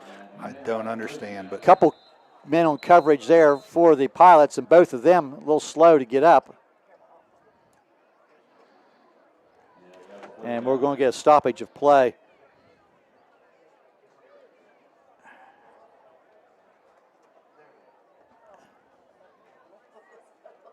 Bentley Lucas, one of the defenders on the play. Not sure if the defenders ran together. Well, while they tend to this injury, then let's go ahead and step aside again, Brett, and let's take another timeout. 26-0 Zeps, 9:44 remaining in the game. Honestly, we've all been there. That place where it's past anxiety, past focus, where even reaching out to your closest friend feels too hard. I'm Crystal Reynolds with Cedar Ridge Behavioral Health Solutions. We understand how fast those feelings can take over, especially with the stress of work, family, and life. That's why we've opened a mental health urgent care clinic in Cambridge, Ohio, Monday through Friday, 8 a.m. to 5 p.m. No appointment needed. Just walk in. Come in today, feel better today. Call us, Cedar Ridge Behavioral Health Solutions, Mental Health Urgent Care. High school football From AVC Sports. on WWKC, Caldwell, Cambridge. KC 105. One of 2 Pilots injured on the play was Aiden Milhone, and I also think Bentley Lucas also slow moving over the side, both to the on that incomplete pass. But after a turnover, a lot of coaches like to go for the big play. You know, and now Zeps score again, we can get a running clock. Handoff here to Van Fossen across the 40, 45, 50, and he's gone 30. Nobody's going to catch him. Kaden Van Fossen, 65 yards, touchdown.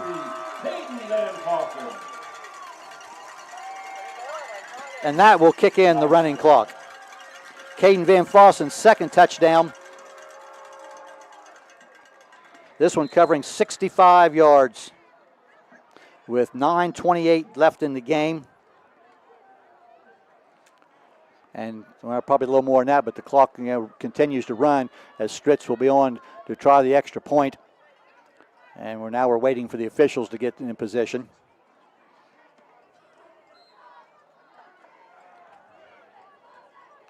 Snap, Stricks kick up.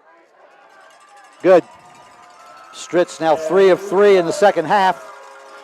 So it's 8 minutes, 58 seconds remaining in this game. Shenandoah 33, River 0. Back in a moment. If you're having any problems with your heating system, you want someone who will be there right away to help. This is Russ Abels. At Abels, we provide emergency service for any brand of heating cooling system 24 hours a day, 7 days a week. Call us. We promise to get you up and running quickly and professionally. And if you ever need a replacement, we'll help you save energy and money with a new high-efficiency system. And we will do a flawless installation. If you need help with your heating, call Abels.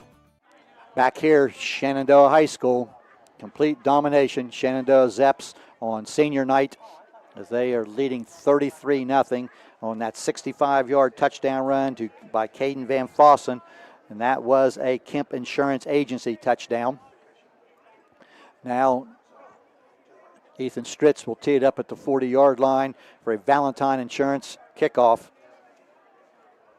And Jeff, what a huge hole opened up that time by the Zeps offensive line. You wouldn't know it to look at because River's is so much larger than what Shenandoah is, but the Zeps defensive and offensive lines have dominated tonight. Stricks kickoff's very short, taken on the run by Stalder about the 30-yard line, gets the 35-40, breaks a tackle 45, he's hauled down about the 47, 48-yard line. And River will start there at 8 minutes and 35 seconds. This clock will start, and we are now in a running clock situation. River starting at their own 47-yard line. Well, I'm quite sure that nobody in attendance tonight, me included, ever thought we would see a running clock situation tonight by either team. And that's not a discredit for the job that the Shenandoah Zeps have done. They've played an almost perfect ball game. They have. I don't know that Coach McLean could have asked for much more. They're going to go to 4-4 on the year. Thompson wants to throw deep. This ball's overthrown everybody. Incomplete. And they go to Frontier next week, which is another very winnable game for them. So they could very easily enter the Noble County Super Bowl in a couple of weeks with a record of 5-4. And the one newspaper preview at the beginning of the season, the Marietta Times, Coach McLean, who spent years as a head coach and also on the staff up at Brook High School, and Coach Bud Billiard has always said, according to Coach McLean, 6 wins is the goal. Everything else is gravy. This second down pass is incomplete, and I'm not sure who it was intended for. Overthrowing everybody. So the Zeps now are going to be 4-4. I think an excellent chance of going to 5-4 next week. And you know what they say on that week 10, throw out the records. Exactly. But that will be at the new facility there on the turf at Caldwell. And that will be on WWKC, and will also be live streamed on YRPtv in 2 weeks, Shenandoah at Caldwell. 2 incomplete passes here by Thompson. Now 3rd and 10. Drop back, he'll throw another one. And again, we're going to get a flag down. There's a little bit of contact, the intended receiver and defensive backs. I got a feeling this is going to be a defensive pass interference call. That's exactly what they're going to call, and that's a borderline call right there. Because that throw was way behind him. I don't know that it was even a catchable ball. But that will be come back to the line of scrimmage, a 15-yard step off. That'll give us give us a Caldwell Lumber first down. And should take the ball down to about the 38-yard line in Shenandoah territory. Yeah, a lot of traffic over there, but as I said, the ball, I'm not sure that it was catchable by anybody, offense or defense. But it will go down as a defensive pass interference call against Shenandoah and give River first down now at the Shenandoah 38. Thompson again wants to throw, going deep down the sideline, has a man, incomplete. Pretty nicely thrown ball right there. And looking there, that's Aiden Milhone, who was injured earlier and is back on the field, was the intended receiver. And the passing numbers by River, those not very impressive just tonight. 5 of 15 tonight for 17 yards. And earlier in this half, though, in all honesty, a couple balls that were dropped. And that throw right there was a pretty nicely thrown ball. Hit him in the hands. 2nd down and 10. Thompson again steps up and he wants to run, but he's brought down there by Kunkel, I believe. Wrestled him to the ground, short of the first down, about the 32, 33-yard line.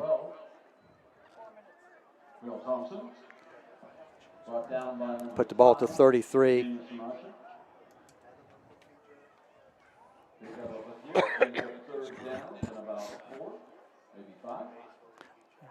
And in the running clock, we're inside 4.5 minutes left in the game, 33-0, Zeps. Thompson throws, the ball is deflected and intercepted. It deflected off of a defensive man and right into the arms of, I'm not sure. Number 4. Yes. Hunter McCollum. And that was Hunter McCollum with the interception. The second turnover by the Pilots, and I'll tell you, as you look across the way now, this River offensive unit, I don't think you can walk any slower to go to the sideline than some of the River players. They're totally embarrassed. And now, ball's whistled ready for play. 3.5 minutes, this clock moving. Looks like the Zeps still have their first offensive unit on the field. But they're going to watch that play clock run down, and if you get, a couple positive plays here, they'll be able to run out most of this clock. Handoff and short gain. I think it's Cole Van Fossen. Yes, it is Cole Van Fossen. And back, it actually brought down in the backfield, back at the 15-yard line. Second down. Loss of a couple. Looks like about 4. And clock moving now inside 3 minutes. And now I think it's safe to say, Mike, that the ball will not be in the air.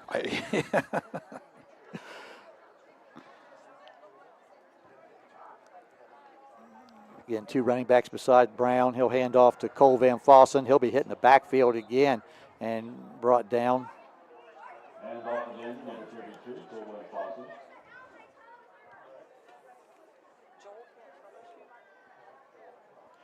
Looking for the number on the River roster there. Brought down by number 66, Dawson Isley.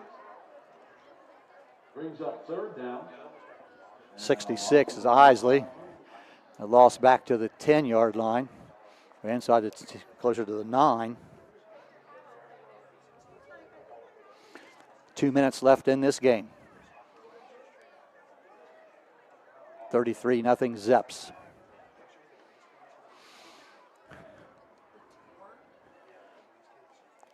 He'll pitch it wide. Van Fossen, and that's Cole Van Fossen.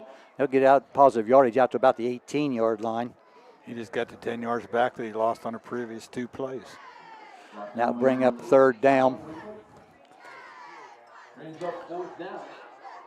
And Hunter Rossiter went in and punt the ball, and off the top of my head, I think maybe one time Shenandoah has punted the ball tonight.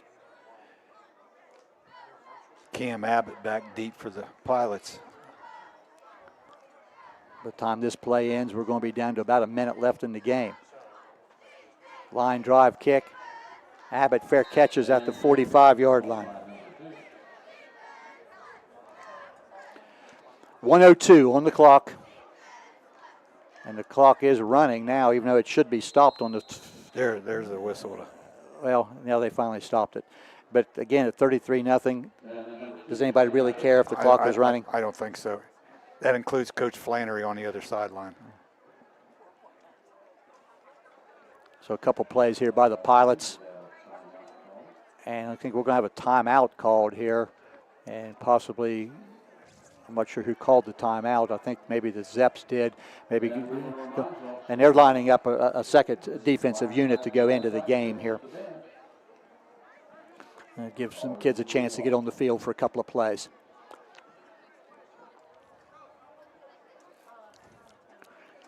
The Pilots will return to their home field next week, Martin Flannery Field, and host the Caldwell Redskins. And then they finish up with Frontier in Week 10.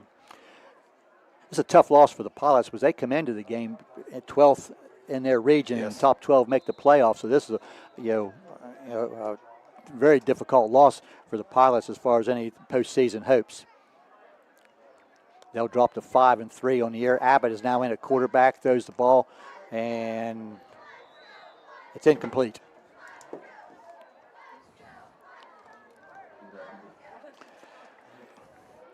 Abbott, I believe, just a freshman. He is 5'7", 130-pound freshman. Potential quarterback of the future. They've had some good ones down there. 30 seconds here, so this will be the last play of the game.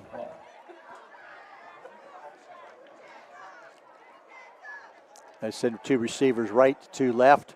Abbott wants to air it out again. Long downfield, man caught. And he's going to break for the end zone and be pulled down inside the 10-yard line, and the clock is going to run out. And that's going to be it. 23 was the receiver. And long completion down to about the 7-yard line. Pickup of some 37 yards. And that will do it from here at Shenandoah High School, where the Zeps, probably one of their best performances of the year, as they'll go to 4-4 on the year.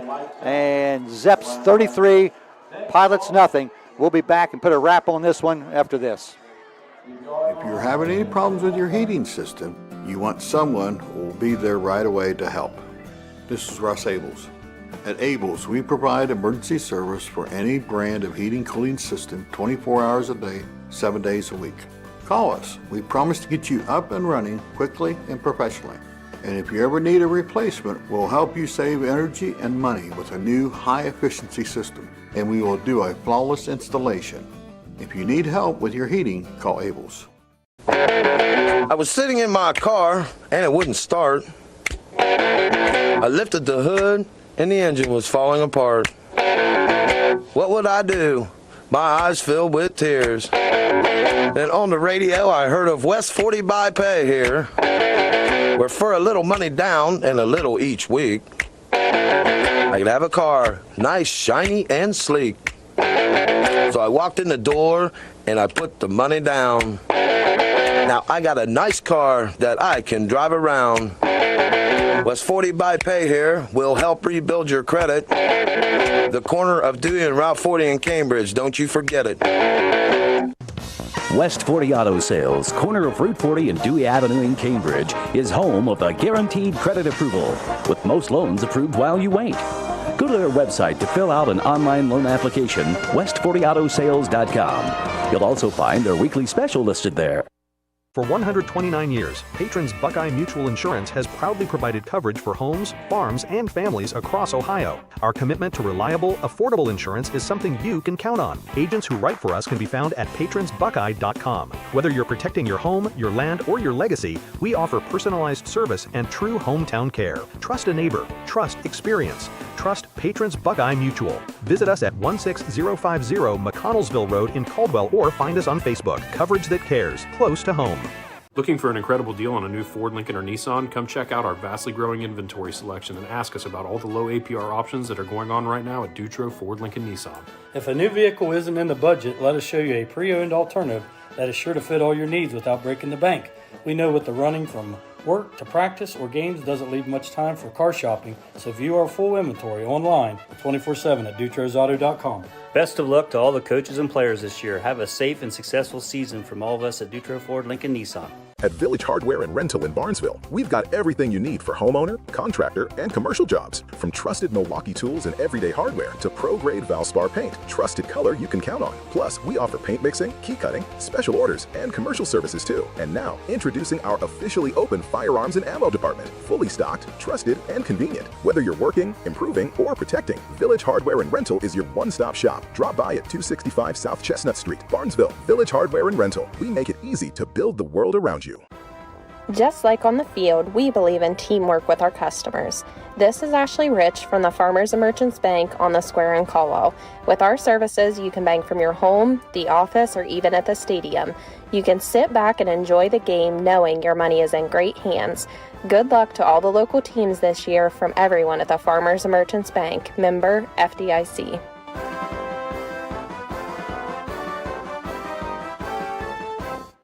Looking for fall fun? Come out to the Other Farm, just outside of Woodsfield. Every weekend in October from noon to 5, enjoy a corn maze, games, rides, and awesome photo ops, all included with admission. And don't miss special events like the Brew Maze, where all proceeds benefit Bellsville Rally for Life. Bring the whole family and make some memories. Find us on Facebook at The Other Farm LLC for info about our Brew Maze, Flashlight Night, and Haunted Maze events. Don't miss out. Fall fun is waiting at The Other Farm.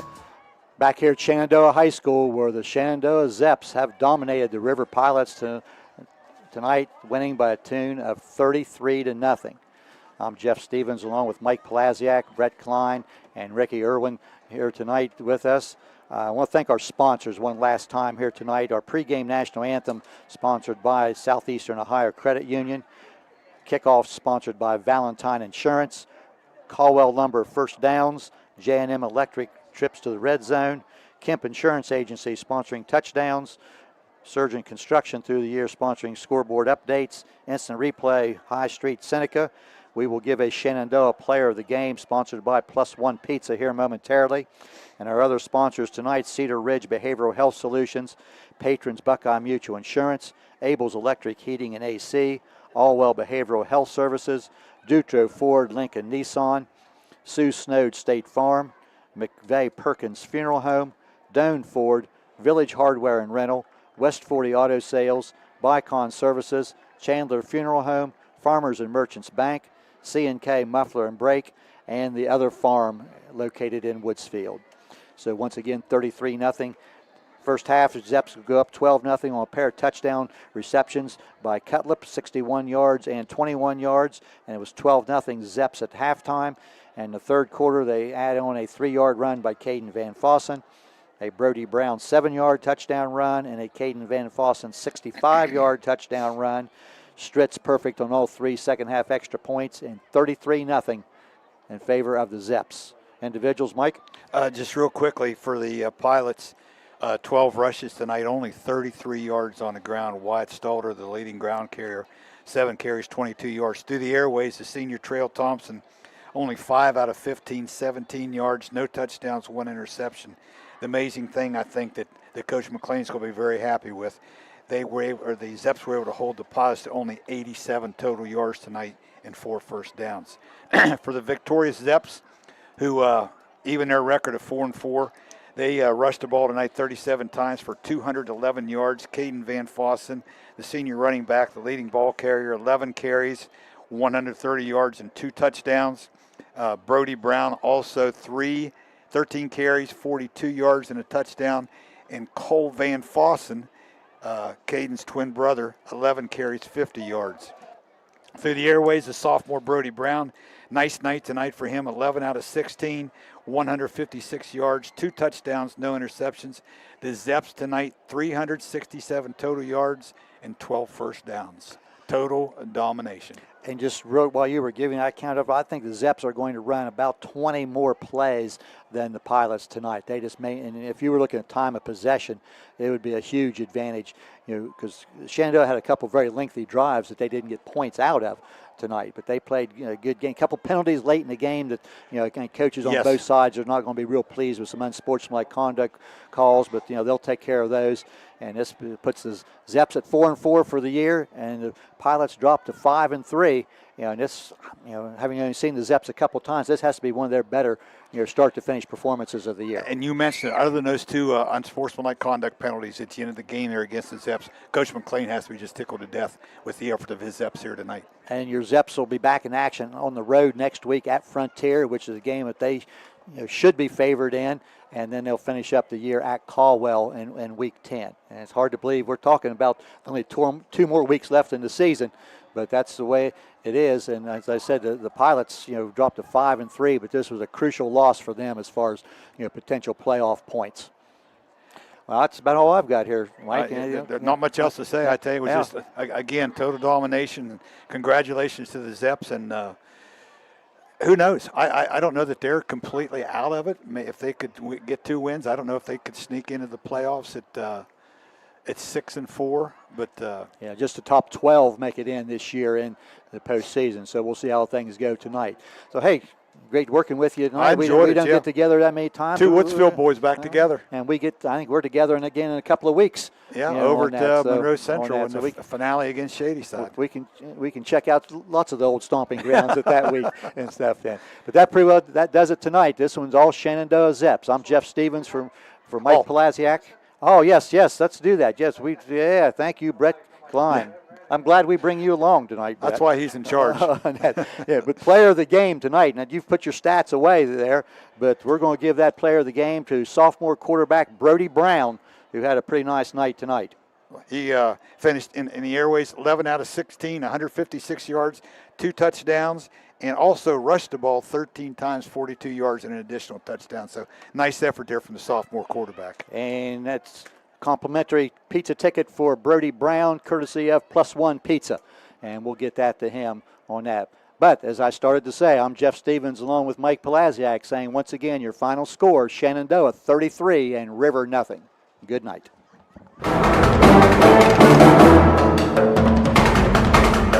You've been listening to High School Football, a presentation of AVC Sports and WYLE-FM, Bynesville, Cambridge's FM 97.7.